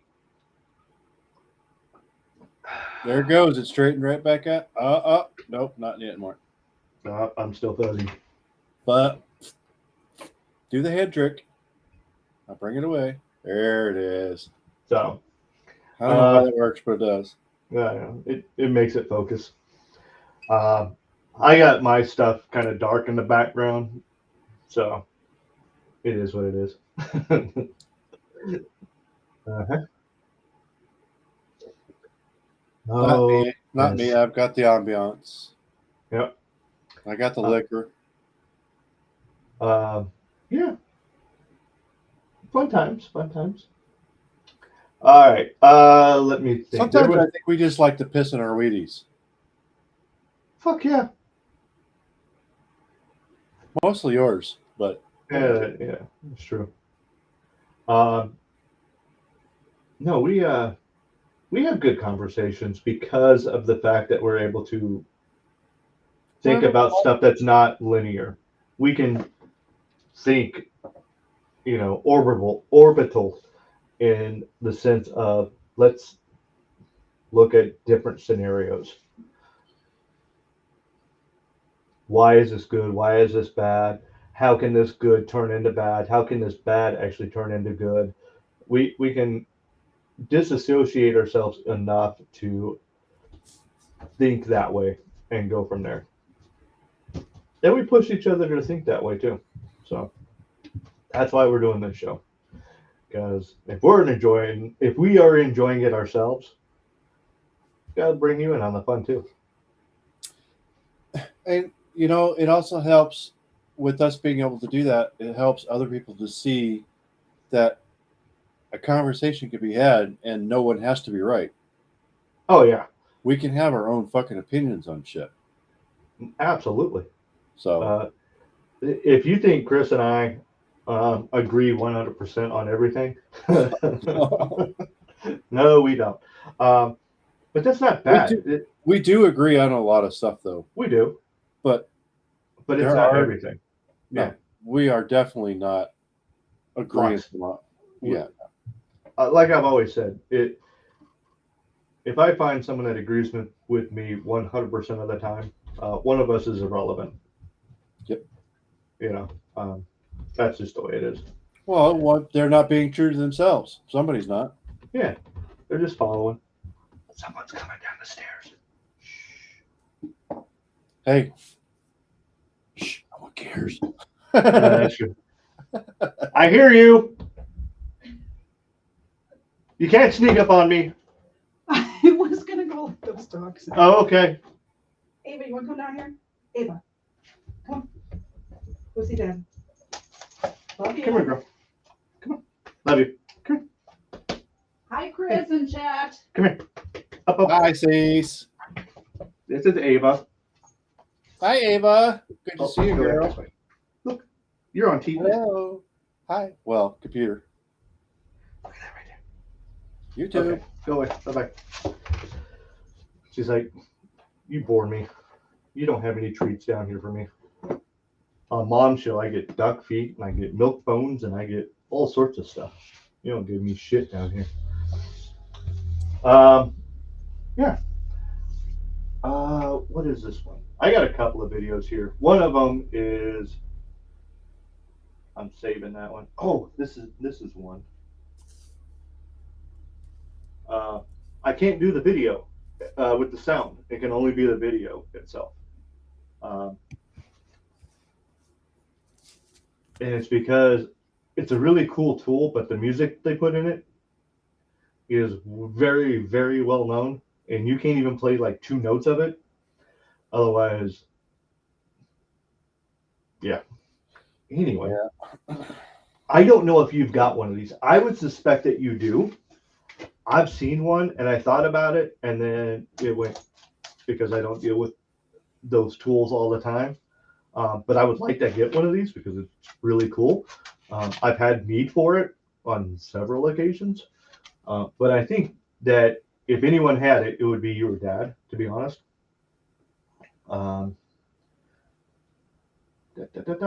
This is what you use when you have a tight space.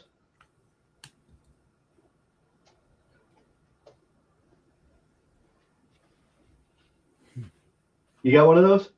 Nope. No? Nope. The pop? Nope. No? That thing is so cool. They make so many different versions of that. It's just ridiculous. That one seems like the easiest one. Am I wrong? They make so many different versions that are super simple and easy like that. Man, I could have used this in so many different occasions. In what I do, I can only imagine how many times you could have used something like that. Do you have something similar? No. No? You just raw dogging it out there, doing it the hard way. You have missing digits, fucker. You're allowed to have the simple shit. I can fucking hang with the big dogs, okay? I'm not Even saying though- you can't. Even though this finger's dilapidated and this one's non-existent, I can hang with it. I'm not saying you can't. I'm saying that you deserve that little bit of. Why the fuck do I deserve it? Your definition of deserve and mine is different. Probably. I have tools that make me efficient, which means I have battery powered stuff. That seems like that would make it more efficient. And it would make it a little bit easier. But I'm saying that is a tool that you deserve. no, I haven't needed and or found a reason to have something like that yet.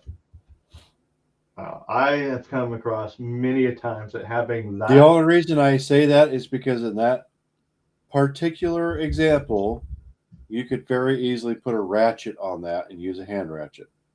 I would not need to spend the money for that when I already have spent hundreds and hundreds and hundreds of dollars on ratchets, hand ratchets, that could do that same shit. I do not disagree that it So. could do the same thing. However, I think of all the tools that would make life easier, this is one that It could make it more efficient, but efficiency can turn into money. That much more efficient. It was not, is not, and has not been in a position to where I need to buy it. I just haven't found a situation where I could do that. That's why I don't own it. If it doesn't make me feel like it's more productive or more efficient, I won't buy it. Then why do you drink different types of whiskey? Because I'm explorative. Explore the new tool, man. You're a No, mechanic. no. I still have to think logically about it. I'm looking at this going, logically, that would cut off about, I don't know, for me, a couple of minutes per bolt, even if I had a ratchet. No, because the instance that you would need that would be one time on a vehicle. One time to take it off, one time to put it back on. That's it. So 2 times. Multiple different locations on the vehicle. I'm not only talking with the vehicle, I'm also looking at other equipment that I work on a semi-regular basis where this would be extremely That's useful. why, and I am doing this day in and day out, and I have not found a need for that yet. I really hope Dad has one of these. When the day comes, and I find a situation where that will come in handy, I will buy it. I hope Dad has one of these. He doesn't. That I'm aware of, anyway. I can tell you this also. I can tell you with probably 99% certainty that he does not have something like that, unless you talk about the one that goes on a screw gun, which is the round one with the flexible head. Yeah. And it's just a wire one. Oh yeah. That's not. I can't stand those because I can never get it to work right. It's like a wet noodle when I don't even have one, so don't worry about it. I've tried using one because I had a buddy of mine that had one. I went, this is like using a wet noodle, man. No, I'll go the hard way. And a lot it's of so times, easy. I'm like, yeah. But and the other thing is, a lot of times when you go to use that in a scenario, the bolt's too tight anyways, and it just unsprings the fucking spring. So it's useless. It's pointless. That would suck. Yeah, it takes that spring and just goes. It's all messed up. It turns it into a wet noodle. Dad's system. Dad says he doesn't have it. Never saw the need. I'm in the same boat right now. I'm in the same boat. That's not to say that next week or next month or next year that I won't find a need for it. Yeah. Right now, I don't. If it's needed, then yes, it'd be cool to have. But right now, it's not cool to have. And that's just my opinion. Enough. Damn dog's trying to take the show over. She doesn't want me talking, that's all.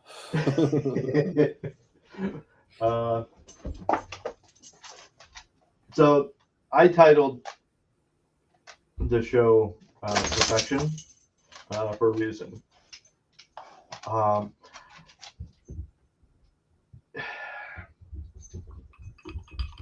going to get to the reason that I got to it here in a second. So I'm going to show a couple of these other ones here that are kind of interesting.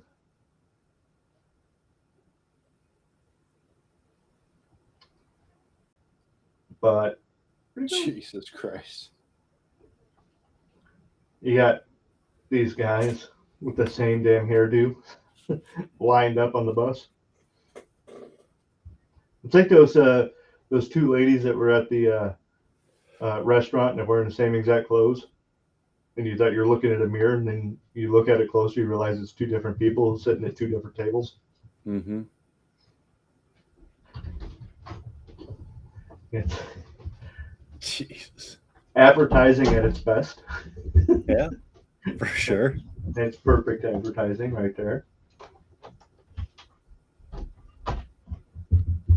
Just the way the papers line up. Mm-hmm. Gotta love the blanket. Oh, Jesus Christ.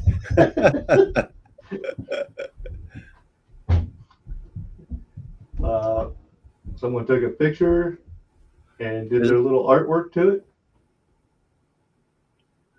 I can't even tell. Who is that?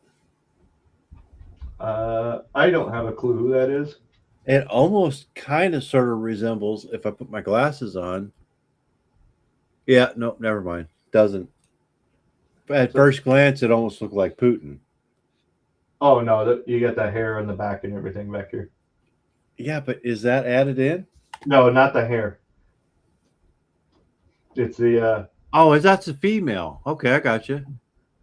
could be one of them dudes that's trying to be a female. I don't know. Yeah, to each their own. Whatever. But yep, this here. Let's see here. We had a guy in Japan who we called him Sharpay because he had the wrinkles on the back of his head. Real cool dude. I know he's lost a good deal of weight since Japan, but yeah, he had some of that going on.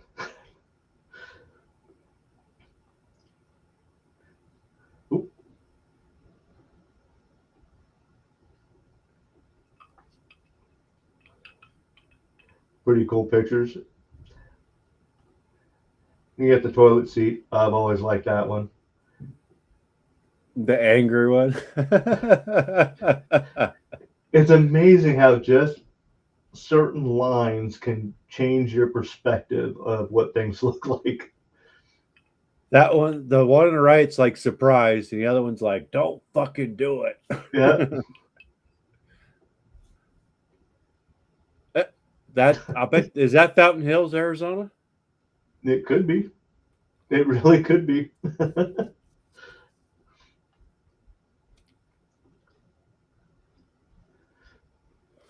God damn, those are some good fucking socks. Those aren't fucking shoes. Those are socks. I was gonna say there's no fucking way those are shoes. That's definitely socks. Those fucking match up pretty damn good. Yeah. Yeah. Have you ever seen the cats that do that? Like on a black and white rug, and the cat will lay down and match with the black and white because the cat's black and white. Yeah. Yep. Got this one here. Perfect picture taking.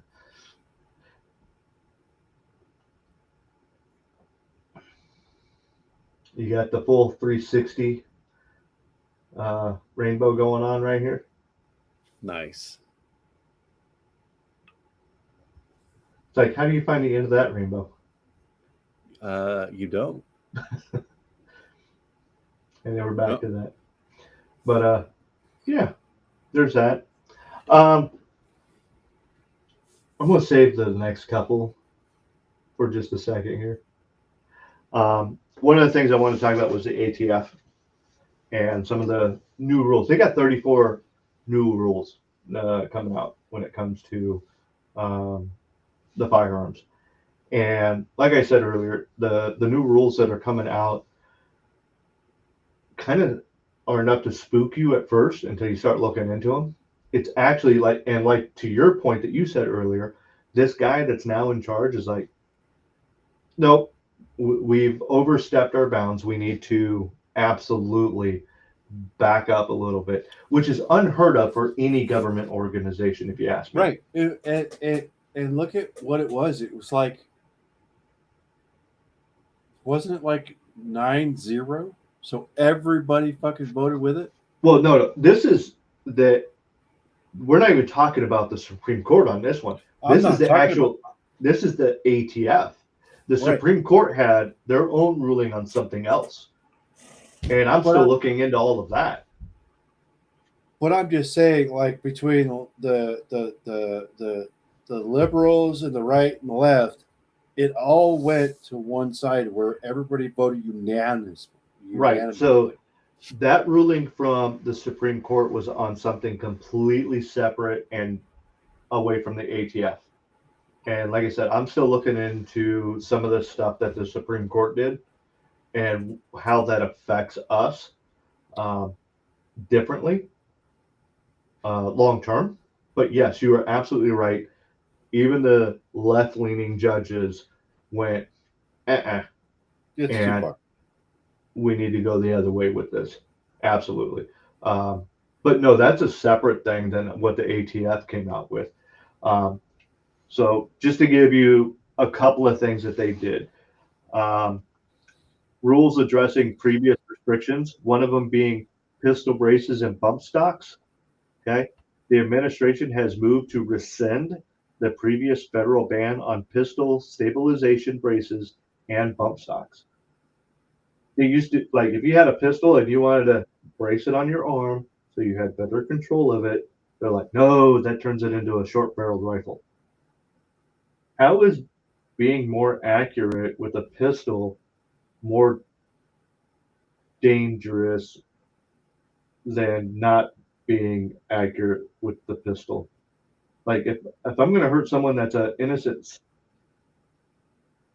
standby individual over here and I don't have the support that I need, I'm more likely to hit them than if I was trying to use the support to hit the person that's coming after me or whatever the case is. You know what I'm saying? Okay. So they're rescinding that. Bump stocks, oh, it's a machine gun. No, it's not. A machine gun is something where you pull the trigger and it fires a bunch all at once. You have FRTs, force reset triggers. You got bump stocks, which it's an action that must happen in order for the next action to happen. It's a reaction that happens with an action. The bump stock, when fired, it bumps back. and all you have to do is move your arm forward a little bit and it won't bump back, which is going to cause a reset. Okay. Sure. But it's still the binary triggers, those, they were trying to get rid of those because as fast as you could pull it is what it would go. But it was when you pulled the trigger, it would fire. When you let go of the trigger, it would fire. So they're like, oh, that effectively turns it into a machine gun. It's like, no, because at any point I can stop pulling or stop releasing the trigger. Right. Okay.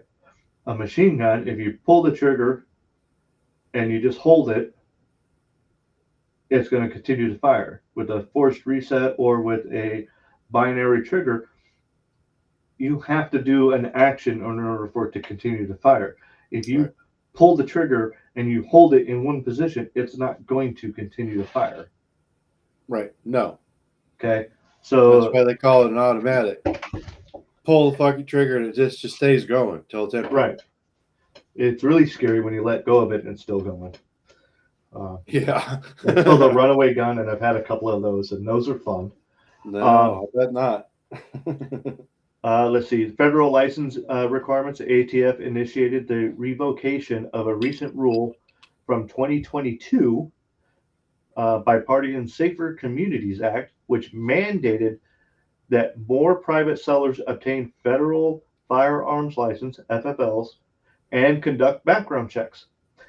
So in 2022, they mandated this, and now they're going, we're getting rid of this. So they've taken something. See, people go, when the government takes away something, they never give it back to you. And that's always been the case. Well, now they've had a restriction. They've taken away a liberty, and then they've like, nah, we kind of went too far, and they gave it Yeah. back. They got to redact it. Yeah. Right. And I'm going, okay, this is kind of cool.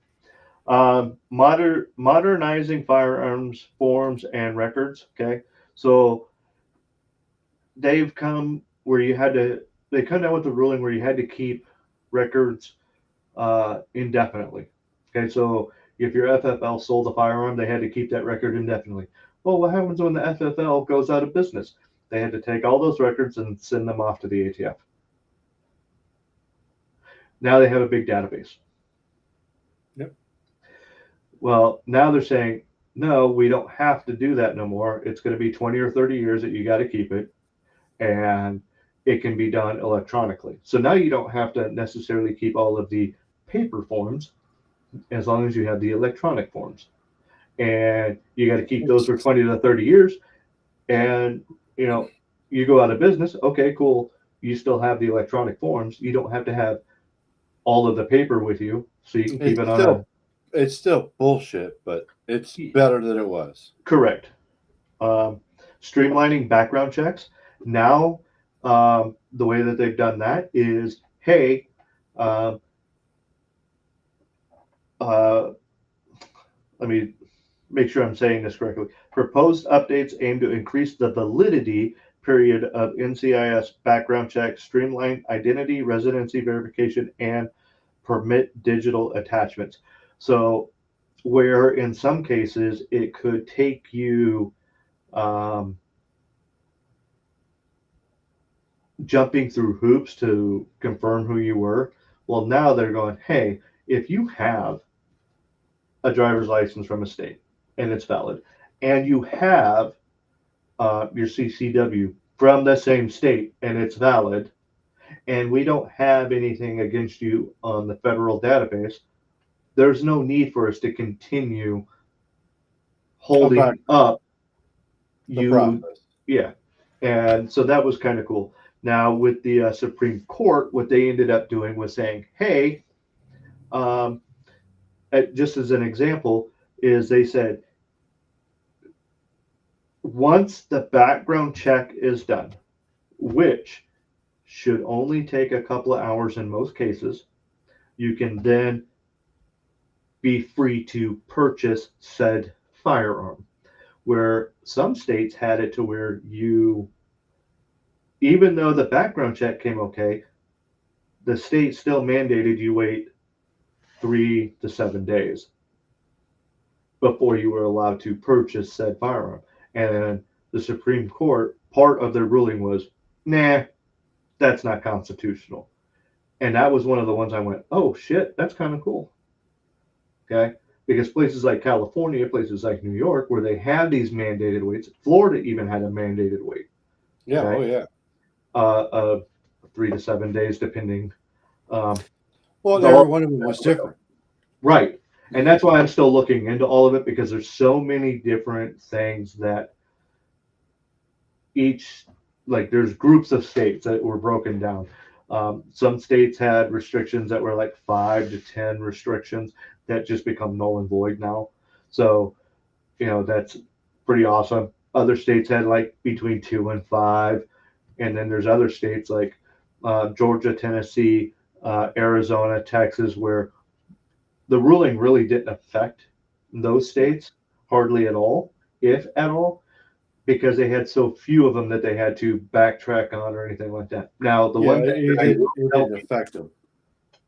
The one thing I am going to tell people, you live in one of these states that has these restrictions, it does not go away immediately. No. You have to give the state time, and there's a finite amount of time that the Supreme Court has said, look, it needs to be reasonable, where they need to adjust the way that they produce the paperwork and the way that they adjust the way that they handle certain things, but they must come into compliance within a reasonable amount of time. And in doing so, I also know that they're going to be looking at, okay, so where's the loophole? Okay, so they're looking into it. Just so you guys know, they're going to look into a loophole. Yep. So there's that. So But just take it with a grain of salt. But going back to the ATF, one of the other things that when we're talking about the paperwork requirements, biological sex requirements, they have mandated it must be either male or female on the paperwork. Your biological sex at birth. That is, there's no more. I'm number 97 on the 127 list of what my sex is. No, it's male or female. Don't get Check. me fucking started on that. Check the fucking box. It's one or the other. Goddamn right. So You're either fucking male or female. So that's what they did there. Then they've got the clarification on NFA items and travel.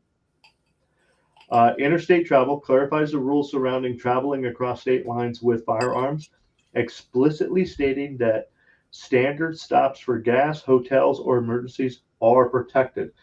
Previously, if you drove through a state, even though you may have had it locked up with the ammo separated and taken apart, if you had it in the back of your vehicle, if you stopped and the cop fucking come up to you in a state that says, no, even though you were going from the state that it was allowed to another state that's allowed because you traveled through their state that said not allowed. This is a fucking big one, people. You went to jail. This one here says, no, you can't do that. NFA approvals eliminates bureaucratic hurdles, allowing lawful gun owners to travel with National Firearms Act items without waiting for prior ATF approval. Give you an example, okay? You have an item that you must register with NFA, okay? Said item, you could not take it with you out of, let's say you had it for Arizona, and it's perfectly legal to have it in Texas, and you're going from Arizona to Texas, okay? You had to get permission from the ATF before you could take it from Arizona into Texas. Now that's not required. You can take said item with you without having to tell the ATF that you're taking it with you to another state. Now, are you talking about like class 3 firearms, like suppressors and whatever they deem that you need to have an NFA for. So if a suppressor is part of that list, then yes. If it is a machine gun, then yes. Okay. Whatever they deem you are required to have NFA for, then, or anything they deem that you have to have an NFA certificate for and have it registered with the ATF, then yes, that falls underneath that. Another thing they have is imports and firearms industry operations. Okay. Dual use parts and surplus. Proposals allow the import of certain dual use frames, receivers, barrels, and shorten the list of embargoed countries, which could increase the availability of surplus parts and firearms. Now, what that means is if we have a country that we have bad relations with right now, well, you can't get parts and stuff like that from that country. But in like 2 years from now, if we are on good terms with that country, well, then you can. The old way was once they're on the list, you can't get parts, you can't get a surplus from that country once they got put on the list because they're still on the list. Even though we have good relations with them now, because they were on the list at one point, you couldn't do it. The ruling now makes it to where they can be, it's a fluid document where if we're in good standing, go ahead. If we're not in good standing, hold off. Well, that fucking makes sense because Right. I just as an example, you might have like somebody that you're not on good terms with, Yeah. and then Everything clears up and everything everything happy clears doors. up and everybody's fucking happy and shit's under, it's water under the bridge and you're fucking fine. Yep. What's the fucking difference? Well, once it got put on the list, it's, you're on the list. No, that's not how it works. That's how it did work. I'm just saying. That's how it did work. that it doesn't necessarily mean it should work that way. Well, I don't think I should have to take my car and go to the dealership for an oil change and wait 6 fucking hours. Fuck up. All right. Another thing is brokerage and storage. It expands the lawful activities that federal firearms licenses, so your FFLs, can conduct in customs bonded warehouses and such. Okay. It's giving your FFLs a little bit more leeway. Also, they're looking into whether or not this goes a little bit deeper into saying that, hey, I don't have to go to the FFL to pick up my firearm. Once my firearm gets to the FFL, who's right around the corner from me, okay, or maybe an hour away, or whatever the case is, because I purchased a firearm and I have to go there to pick it up. I no longer have to go there because I've already met them in person. We set up all the documents, signed everything. Once they get it, they can actually ship it to the house. Oh, that's Yeah. nice. We're looking into that. I haven't, like I said, all of this is proposed. This is all stuff that they're going to do. Obviously, once the verbiage gets put down onto paper, everything's going to be more accurate than what was just kind of thrown out there to everyone right now. So that's something to look forward to in that. So right now, everything I've just read you has been very, very positive. Now, the one thing that I saw that was a negative was when it comes to tobacco. I don't know the exact number off the top of my head. Okay. But what it is a restriction on the amount of cigarettes you can import.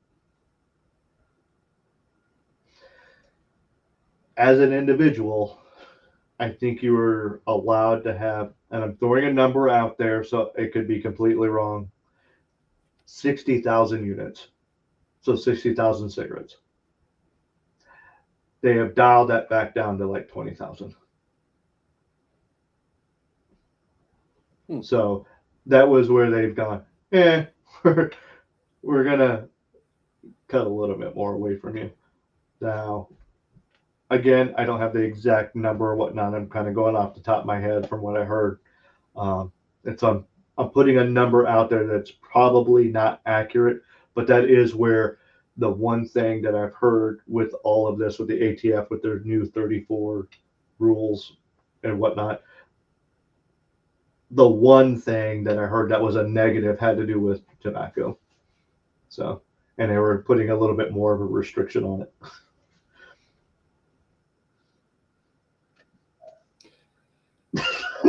As a fucking tobacco smoker, okay, As a former tobacco smoker, it may not be a bad thing because, I mean, let's face it, it's not good for you. I know this. don't fucking touch the alcohol. A fucking man. You guys have tried that shit once before, and you saw how bad that turned out. It'll fucking fail you miserably this go It's going to get worse. You think you had it bad then? I'm telling you, the only thing keeping us from going fucking haywire sometimes is the fact that we can go to the bar and drink our sorrows away. You take that away from us, we're going to take our energy and put it elsewhere. Goddamn right. So there's that. I thought that was kind of cool with the ATF. That was like, very similar to what the Supreme Court did, where they put something out there. It's like, holy cow!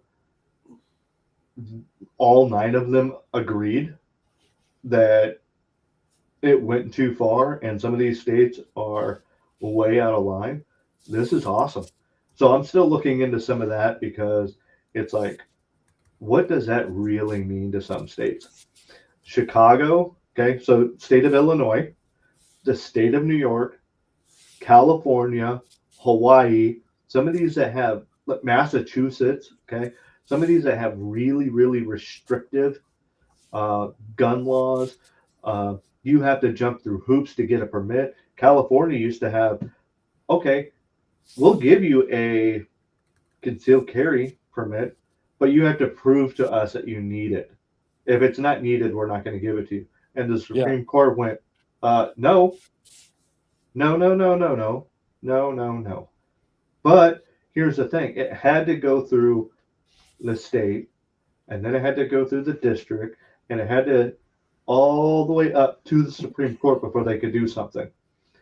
And right now in history is when it made it all the way up to them, and they all happen to look at it and go, "Yeah, you guys, you guys took it a little too far." Again, the overreaching. Oh yeah. So there's that. But anyway, I thought that was kind of neat. I thought that was interesting. And like I said, I'm looking more into it when it comes to the ATF, when it comes to the Supreme I'm Court.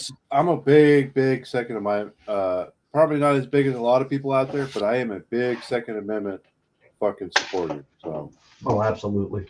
um, All right. I don't believe that we should be limited to anything at this point.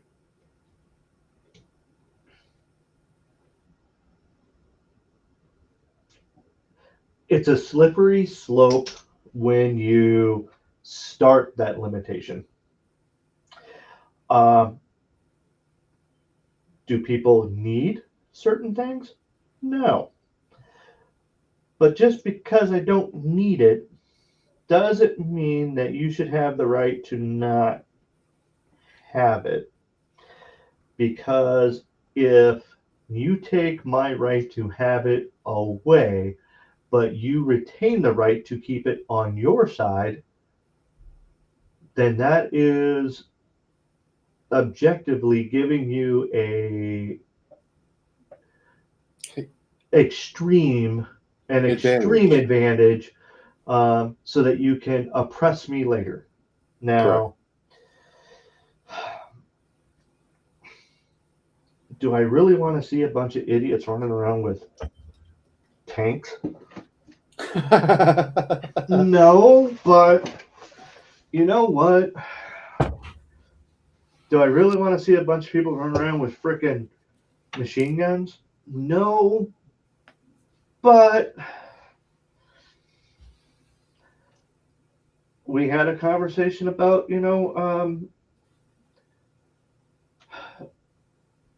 the fact that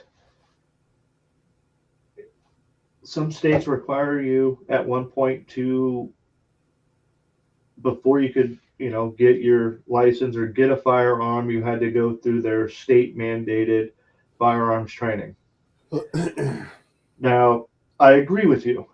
I think that is not the position that the state needs to be mandating. No, because it's infringing on your rights. But I think that they can spend their energy elsewhere by recommending getting those training courses. I think it is a very, very vital thing for people to have. Absolutely. But when it comes to the state mandating, I think that takes it too far, because that is saying, in my opinion, and we all know opinions are like assholes, they mostly stink. And everyone has one. Yeah. My opinion is that I am probably better suited to train an individual on firearm safety and how to properly use a firearm than a majority of the instructors that have a state license. But that doesn't mean that just because, let's just take California for example, okay? If I were to take someone to the range and train them and they were proficient, okay, California says that doesn't count. You didn't go through our testing. I think I'm better at it than they are, a majority of them. But the state says no. You didn't pay us the money in order to go through our schooling to do it. Now, It's money grab. yes, but it's also a power grab. It's not just money. Sure, for Okay. sure. In the same token, you take someone that has been in the hills of West Virginia, who's lived there their entire life, playing around with 22s, 30-06s, and everything, who was taught by their father and their father before them, and you're They're teaching out your fucking- son they're out and your hunting. daughter. Yep. Okay. Yep. You know how to use it and you know how to be safe. What negates that training over going to a government training? It doesn't. And when you're dealing with a constitutional right, I have to fall back, just like you said, on the state needs to stay out of it. They have the right to have the firearm regardless of their training. Now, on a humanitarian level, I'm going to tell you that I think that's fucking stupid that you just hand someone a gun and say, go have fun. No, you need to train them. Okay. I don't care if they're 5 years old. I don't care if they're 35 years old or 55 or 65. It doesn't matter. You need to have some type of training with it. Okay. How to take it apart, how to clean it, how to actually use the sights and so on and so, how to load the damn thing. Okay. There needs to be some type of training. And I think it comes down to the thought process of it takes a community to raise a child. Okay. Our community was our neighborhood parents. Okay. And, you know, when we were out in our neighborhood and we were at our friend's house and we screwed up, They were our parents. they whooped our ass and sent us home and then called our parents and said, hey, look, just so you know, little We had a Susie. fucking second whooping coming at. Absolutely. Goddamn right. And that's what I mean by it takes a community where we need to take care of ourselves and we need to train ourselves how to use that firearm, how to do this, that, or the. Yeah, I don't think the because- government needs to be involved in it. So No, because way back in the day, the Wayback Machine. bows and arrows and spears and fucking when it came to the guns and weapons and everything was taught by your Oh. parents. Yep. Or your It was uncle. taught or by your your family. uncles or your family friends, whatever. Yep. There was no government intervention back then. Right. There just wasn't. You were brought up to learn how to use a specific tool or a specific weapon. Yeah. There Absolutely. was nothing mandated about it. And if you were You out knew of it from a line, very young age. if you were out of line, you were out of line, you were doing it wrong, you got taken care of to make sure that you were doing it in a safe manner. Sure. And didn't necessarily always mean that you were reprimanded over it. It was No, this but is not you how were this is corrected. done. You were corrected. Yeah.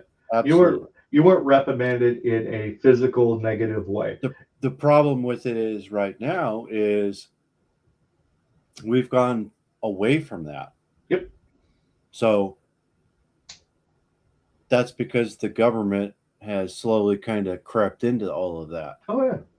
So as they've crept into all of that, that's gotten farther and farther away from people, so people aren't doing that stuff.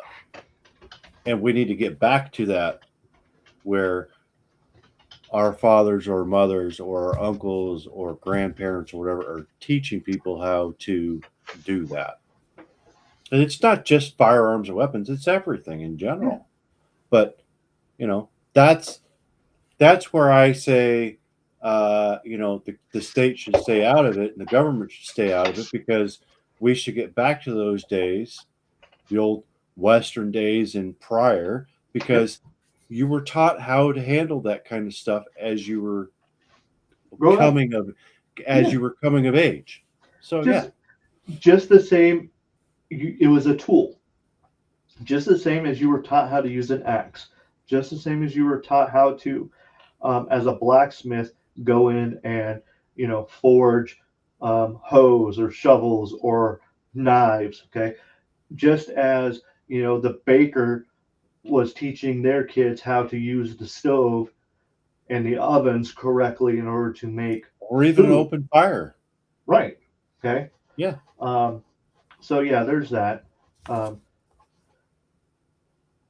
Government overreach, I agree. It has gone way too far, and we're seeing it a lot more now than. And the only reason I bring any of that up is because the only reason I say that if we were still fluent in those practices from back in the day, we wouldn't need to say now that the state should be out of it, but we're going to highly, highly, highly, highly recommend that you get some sort of training. Oh yeah. Some sort of firearm safety practice, because we're not in. I will be right back. I gotta real quick, but yeah, you keep doing your thing because I like it. Like I said, back in the day, it was just common practice for parents to teach their children, the ways of the old days. We've gotten so far away from that now that the government, has snuck in there and done their thing. But the state shouldn't. They should highly recommend some training. They can't mandate it, but I believe that they should be very diligent about it, just like anything, diligent about getting some sort of firearm safety practice. Because like Key was saying, I don't want just necessarily anybody, even though it's their right. It's kind of a fine line, but I guess what I'm saying is you should have some sort of training and some sort of knowledge, but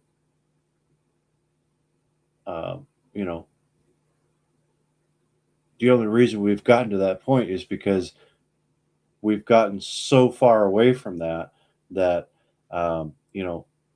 in the day when we used to my dad was showing me how to use tools, growing up.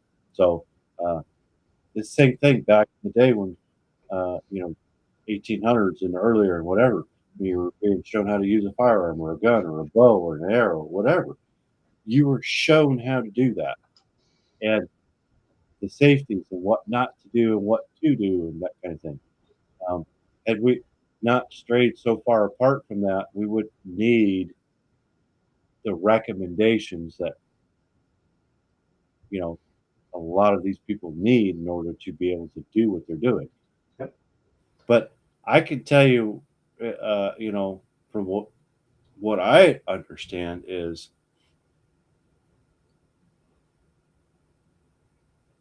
never mind. I'm not going to get into it. I mean, government overreach has been happening ever since there's been government. Well, So- and part of the reason why we have what we have as far as the Second Amendment and your First Amendment and your 10th Amendment, whatever. It's because the government has, obviously they knew that at some point the government has some sort of overreach through the prior thing. So that's why we have our Constitution. And that's what's keeping us from having them overreach. But they have found so many different ways and loopholes and this and that and the other that at some point there's going to be, will we see it? No. But at some point there's going to be some nasty fucking revolution that's going to happen in our own goddamn country. And we might see it. I don't know that we'll see it, but we could. Yeah. I hope we don't, but we could. I would say you need to be prepared for it. Yeah, you need to be able to be prepared to hunt. Make fire. You need to be able to make fire. You need to be able to make water. Clean water. Or how to clean your water. Mm-hmm. Just knowing how to do it is going to put you leaps and bounds over 85% of the people out there. Yep. Maybe 90%. Now, doing it is a whole nother ball game. But you have to know how to do it before you can do it. Yep. So I suggest going out and learn. All right. I was going to go into, the fact that knowledge is king, people. Oh, yeah. Oh, God, yeah. Paper books. When the society collapses, information in paper books is going to be vital because you will not have the Google machine to help you out no more. Fucking right. We're going to find people that are breaking into libraries to find the encyclopedias. What the hell is he doing in there? Well, you're a fucking retard, aren't you? So they're looking for information, which you should already have. Yep. All right. Going back to perfection, which is what the stream is about. This is phenomenal. I am by no means an artiste, but when I see a good artist and the ability to do certain things, take, for example, someone that is a tattoo artist that can make shit look realistic on skin. See what Pop said? All things most people don't have. Yeah. All things most young people don't have. Yeah. Younger people. He's not wrong. No, not at all. Not even a little bit. No. And that's where I am teaching my employees troubleshooting, because it's not just troubleshooting work-related stuff. It transcends that. Obviously, I'm going to utilize troubleshooting at work because it's going to be, But in the process of doing that, I bring up different scenarios to them and going, all right, so how would you troubleshoot this? And they're like, what? Well, you have a situation, kind of like what we have here. You know what you want the outcome to be, just like we know what the outcome should be here with the mechanics. So let's troubleshoot that. It's a scenario. And then they start thinking about it. They're like, oh.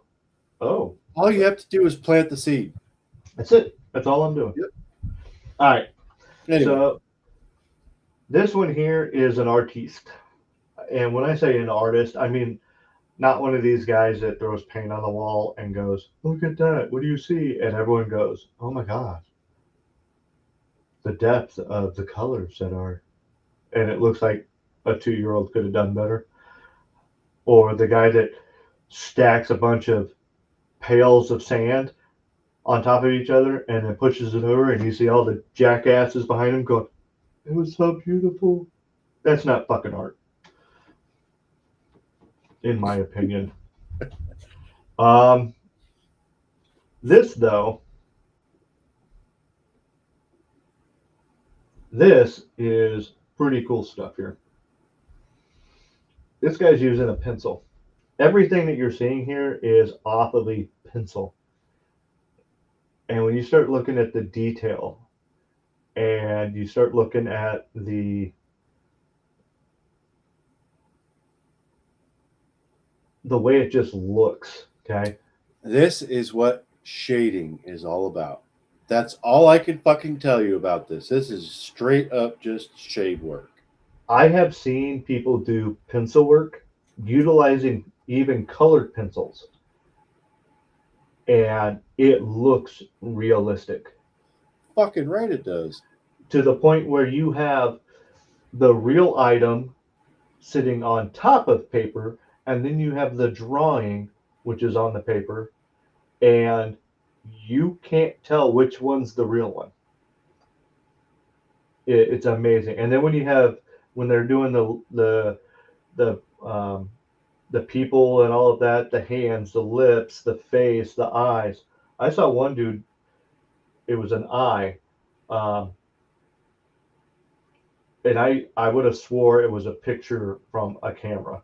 That's how detailed and how clear it was, and it was all pencil work. The different colored pencils and stuff. It was amazing, and I know this. It's not about perfection, no, because you're showing all the flaws.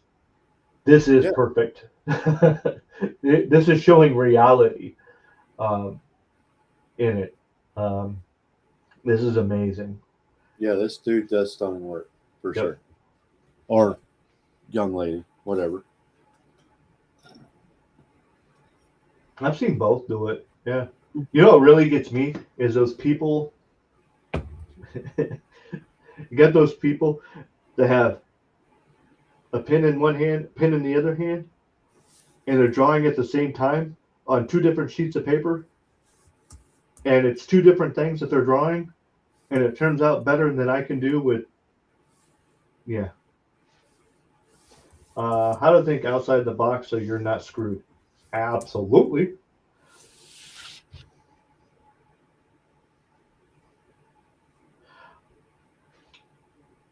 All right.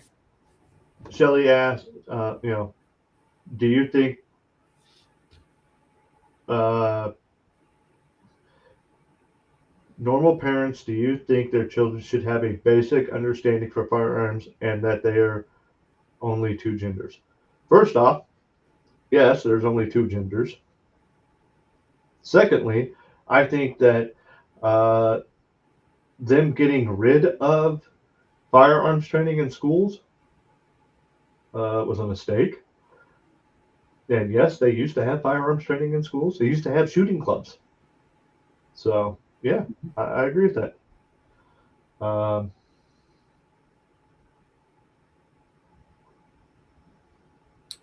Well, I mean, if you remember back even what the 30s, 40s, and 50s, well, let's just even go back as far as the 50s. If you remember kids going to school, they had gun racks in the back of their windows because they would go out and they would go hunt. yeah. Oh, absolutely. I remember. All right, so um, I remember when I was up in Oregon with grandparents. Okay, we had school was about 11 miles away, something like that. Okay. Um,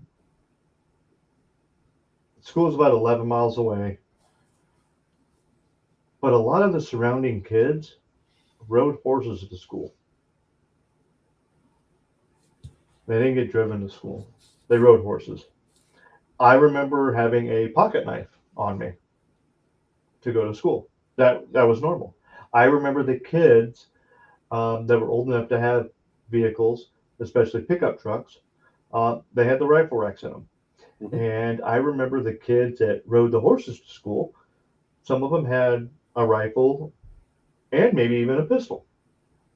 And when you got to class, you would take your firearm up to the teacher's desk and give it to the teacher. And the teacher would have a little thing that put the fire. If it was a rifle, it was a little rifle pistol. It had a little area for the pistols.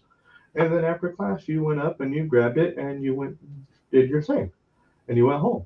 And the reason for that was so that the kids that were riding the horse back to home, which could be anywhere from a couple of miles to, several miles, um, if a coyote was there, if snake, or if there was some type of wild cat, okay, they would be able to protect, Get through it. you know, um, protect it. So that was very common up there in the middle of nowhere, Oregon. Okay, and let me give you another example. In the 70s and 80s, mom and dad used to work at a place called Pinnacle Peak. And back then, they all had actual no shit firearms on their side, Mhm. especially out there cooking because if they come Yeah. across a rattlesnake, they had to dispatch the rattlesnake, Yep. and continue cooking on the grill.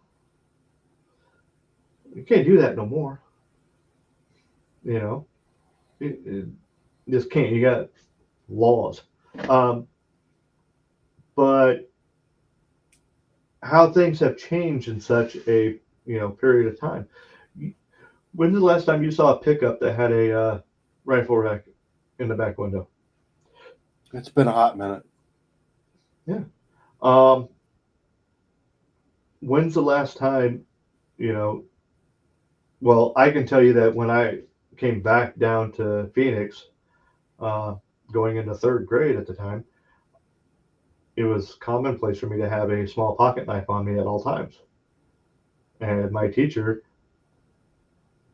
got told that I had a pocket knife on me and pulled me aside and goes, "What are you doing? What are you talking about?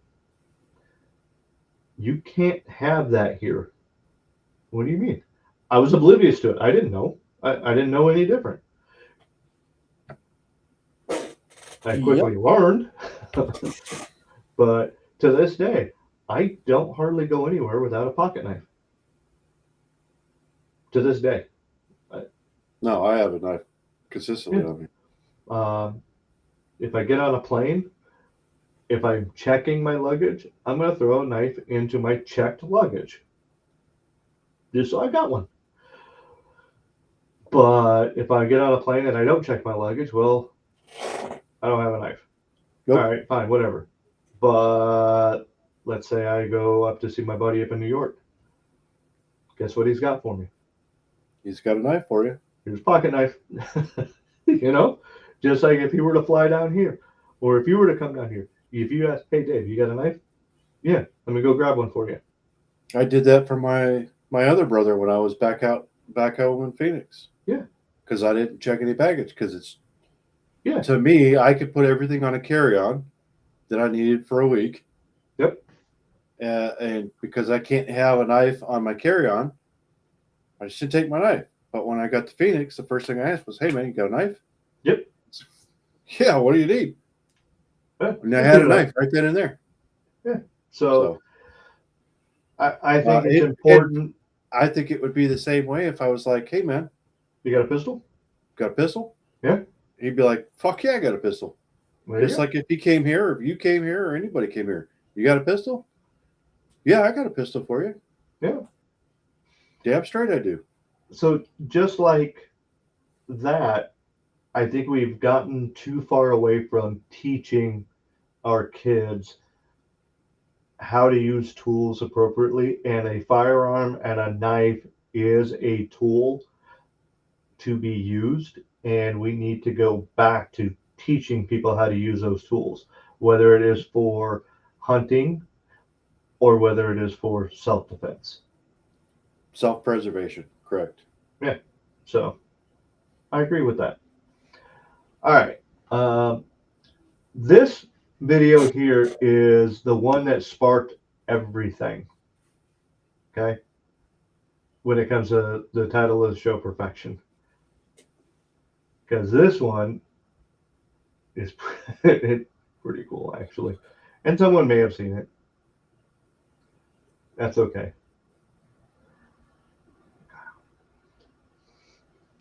This dude's lawn. Okay. These two cops are looking at this dude's lawn. Do you see how close they are to that? Yeah. They can smell the grass, and they are still trying to figure out if this shit's real. Oh, it is. But look, like, that looks really real.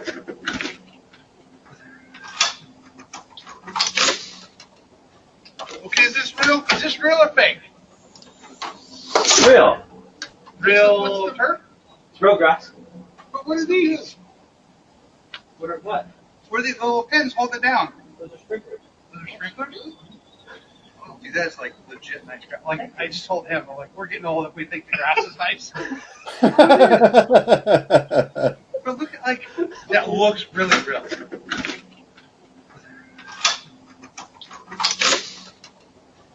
Okay, is this real? Is this real or fake?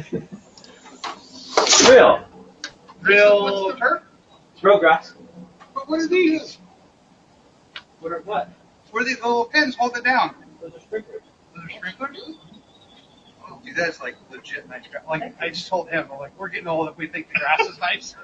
Oh, it is. The fucking lawn looks good, dude. It's amazing. Yeah, dude, it's perfectly cut along the fucking edges, everything. It looks great. I They can were- see They how were it could look fake. they were like 2 feet away from it, and they couldn't tell if it was real or not. Yeah. Well, that's got to tell you how good some of these artificial turfs and grasses are looking these days. Right. So But you get close enough, you look at it, you're like, that okay, that's It's- got to be fake. it's tough because when you look at that, so like I'm used to the desert grass, okay? Yeah. And even out here where I live, there's still spots of dirt in between all of that. You don't see that there. No. That is 100% filled the fuck in. Yeah. I could see where they'd be like, That's a dude that probably has a very legit case. If you step on his yard, he's going to he's gonna fuck you up. and he has every right to, and the judge is gonna go, If I had a yard like that, I would be the same way. Yeah, for sure. so. But perfection. We all strive for it. A lot of times we miss it by a long shot. Sometimes we miss it by a little bit. He did good. Bowling, perfect. A perfect game is 300. A perfect series is 900. I think in my time ever, I think I've only ever seen it once. So I've seen it a couple of times. no, me personally doing it, I've only ever done it once. I've You've done seen it. You've had a perfect game? I think I've had a 300 once. Yes. I haven't. I bowled a lot when I was younger. I bowled a little bit when I was older. I have not. No, I think my best game was like a 240. That was it. I averaged at one point. I was averaging somewhere between I think 260 and 280. I wasn't. Fuck no. Nope. I can't do that shit now. But My average was somewhere around, I don't know, 140. but I owe that to JT. So Mm-hmm. Yep. No, I was never that good. I enjoyed the shit out of bowling. I was never that good. I even to this day I still enjoy it, and I haven't been for I couldn't tell you how many, at least 5 or 6 years now. I need to get back out to it. Us and our neighbor, my next door neighbor, his wife and Katie and I, we went bowling last year. Had a blast doing it. It was really good. Yeah, it's Yeah. fun. we found that if you got up early on a Sunday morning and you went, it was cheap. So we went. It was probably easier on your body too. But yeah, I enjoyed that. But no, that grass, absolutely, I was like, that's amazing. That is really cool stuff. So, um, what do you got coming up this next week? Work. Just work. I know it's going to be pretty chill this week as far as weather is concerned. So I think I only have like a 2, maybe 3 day window here to go fishing, and then it's going to get too cold again. The fish still swim in the cold. Yeah, but they don't bite too well. You're just saying it's too cold for you. I'm not going to say it's not. Yeah, I need to probably find a day to go fishing myself. Actually, just get up early and throw the line out there, even if I don't catch it. Just to do it, I just need to probably do something like that. But Let me know what you need. yeah, I was thinking about that earlier. I was like, man, he's got a couple of them that would be kind of nice to have. But no, I'm going to do some more research on some of the Supreme Court stuff that just come down. I want to do some more looking at some of the ATF stuff. Try and find out more information as far as that goes. I do have quite a few more states when it comes to the left lane parking stuff. I can tell you that for the most part, the laws are very similar across the board. Get the fuck out of the left lane, unless you need to be in it to pass someone, type of thing. But there's idiosyncrasies with every state, and it can even travel down to, certain jurisdictions within the state, like a specific county or specific city, where they might have a stricter regulation than what the state has. But yeah, the idea of getting out of the left lane is pretty universal. If there's a emergency vehicle, whether it be EMS, fire, police, tow truck, or if someone just has their emergency lights on, there's a lot of states that require you to move over a lane if applicable, if you're able to, or you must slow down considerably. As far as that goes, I'm going to continue looking to see if there's any that stick out like a lot, where it's like, this is kind of cool or kind of crazy, or this doesn't make any sense at all. But for the most part, every one of them that I've come across has been Pretty universal. Yeah. And like I said, there's some that have some little differences here and there, but for the most part, get out of that left lane. But yeah, the ATF, I kind of want to look more into that. The other thing with the Supreme Court, I want to look into that. And something else I've been looking into is, some of the taxes that we've got. When did those start? Why did they start? And so on. Just to give everyone an idea. Federal income tax didn't come around until 1861. We had taxes on goods and stuff like that. But the federal income tax, where the feds were taking, money that you were earning off of wages and stuff, that really didn't start until about 1861. The U.S. government was mainly funded by tariffs of other countries. And people are like, oh, tariffs are bad. No, they're not. Not if done right. and it's actually an income maker for your country. Mhm. And we're seeing some of the benefits of that right now.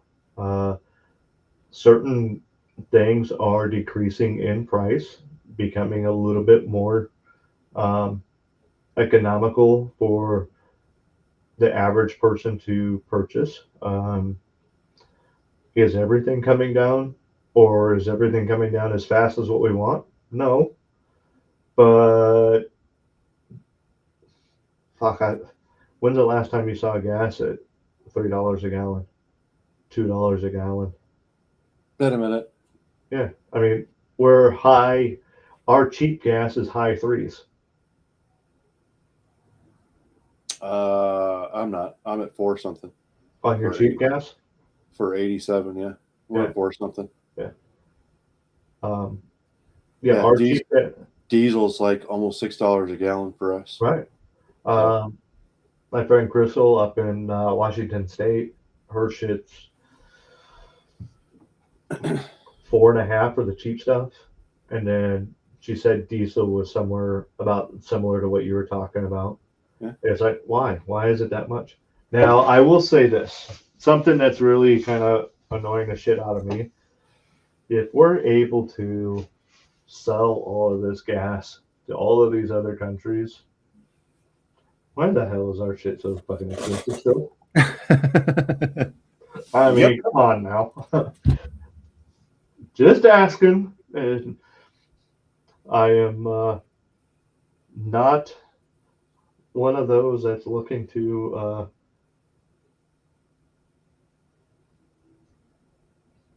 take a long nap. So just asking a question. I'm just curious. I'm not want to push the wrong button on that one. But why the fuck are we paying so damn much if we're selling this shit for? Come on, bring our shit down just a little bit. Yeah. Well, I think that's like most people. Yeah. You know, why? Why? Unlike most people, I tend to go down rabbit holes that I probably shouldn't go down sometimes, and I have to rein myself back out of it. I don't typically ask questions that I haven't already looked into, but I can't find a good reason for that one.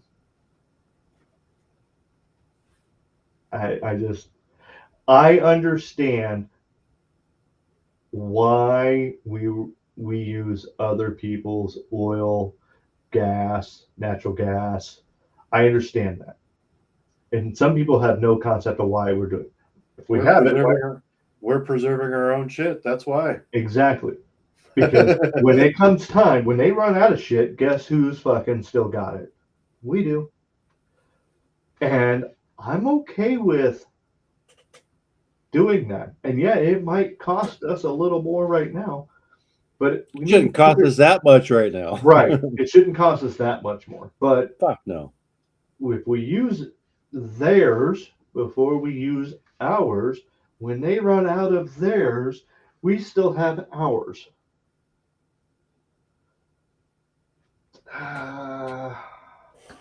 That's, that's all I'm saying. So, outside of that, I really don't have a whole lot more else going on. I want to do a couple of things around the house. I've got a couple of days off coming up, just because work, I get a day off every now and again. And I'm definitely going to rest. I'm going to give this leg more time to heal, but I got some stuff that I want to do around the house a little bit and see what I can make happen. Plus, I need to get with you and figure out, a couple of things also. Yeah. But we'll get to that soon. And we'll go from there. Outside of that, what you got? Anything else? No? I'm going to ask everyone to do us a favor, okay? Take care of yourselves. Teach a little one something.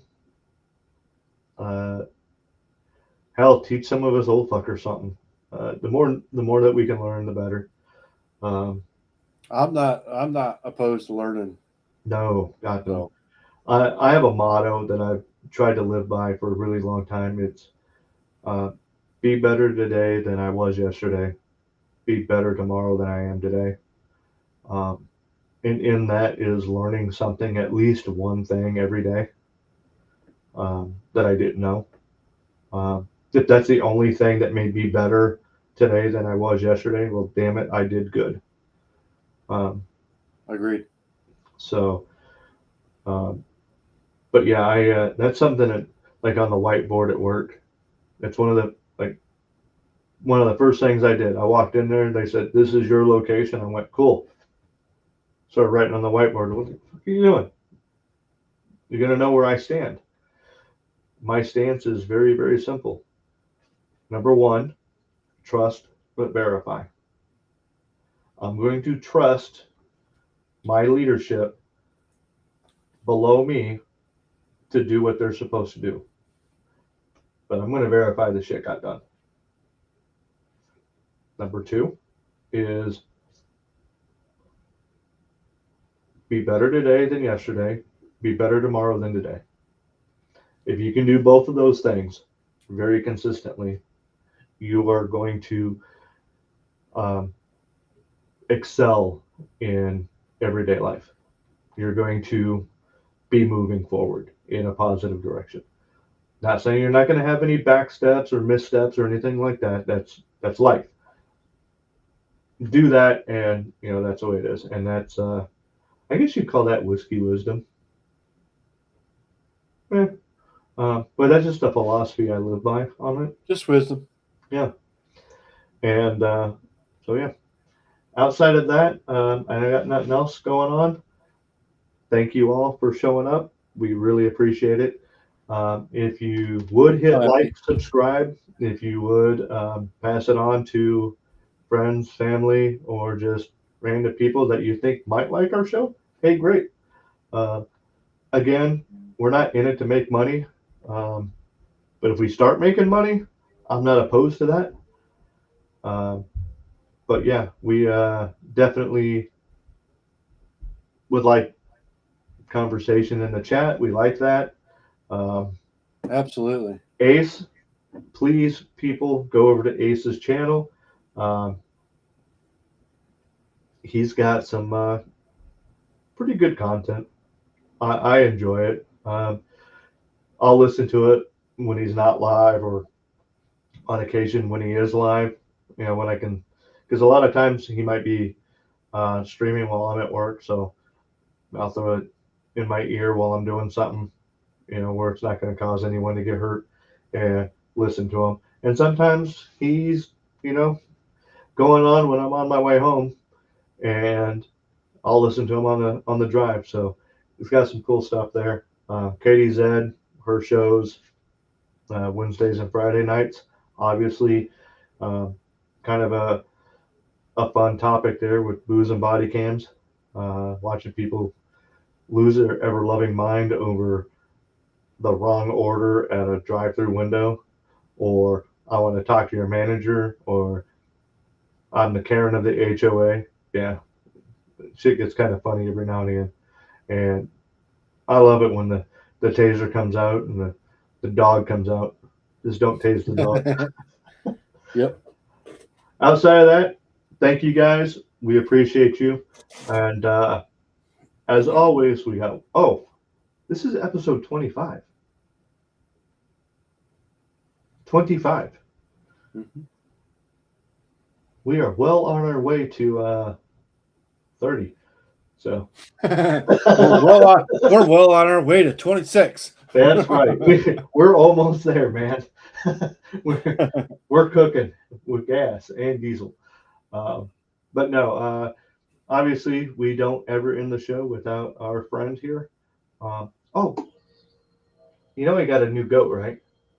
I did. You know what the goat's name is? Tell everybody what the goat's name is. Come, you know what it is. Yeah. Go ahead. Go ahead. No. This is. No, I'm not fucking ruining this for you. Go ahead. No. This is you. I want. Nope. Yeah. Nope. Hurry up. It's Norris. Yeah, I know it is. Norris. It's such a cute little goat. Anyway, ladies and gentlemen, we appreciate you. We love you, and we're gonna let it fly with this guy again. I don't know how many of you are familiar with the .577 T-Rex round. Today I'm going to shoot it. That was amazing. Love it. All right. Have a good night. Love you, bro. Thanks for doing this with me yet again. Number 25 in the books. And we will talk to everyone later. Deuces.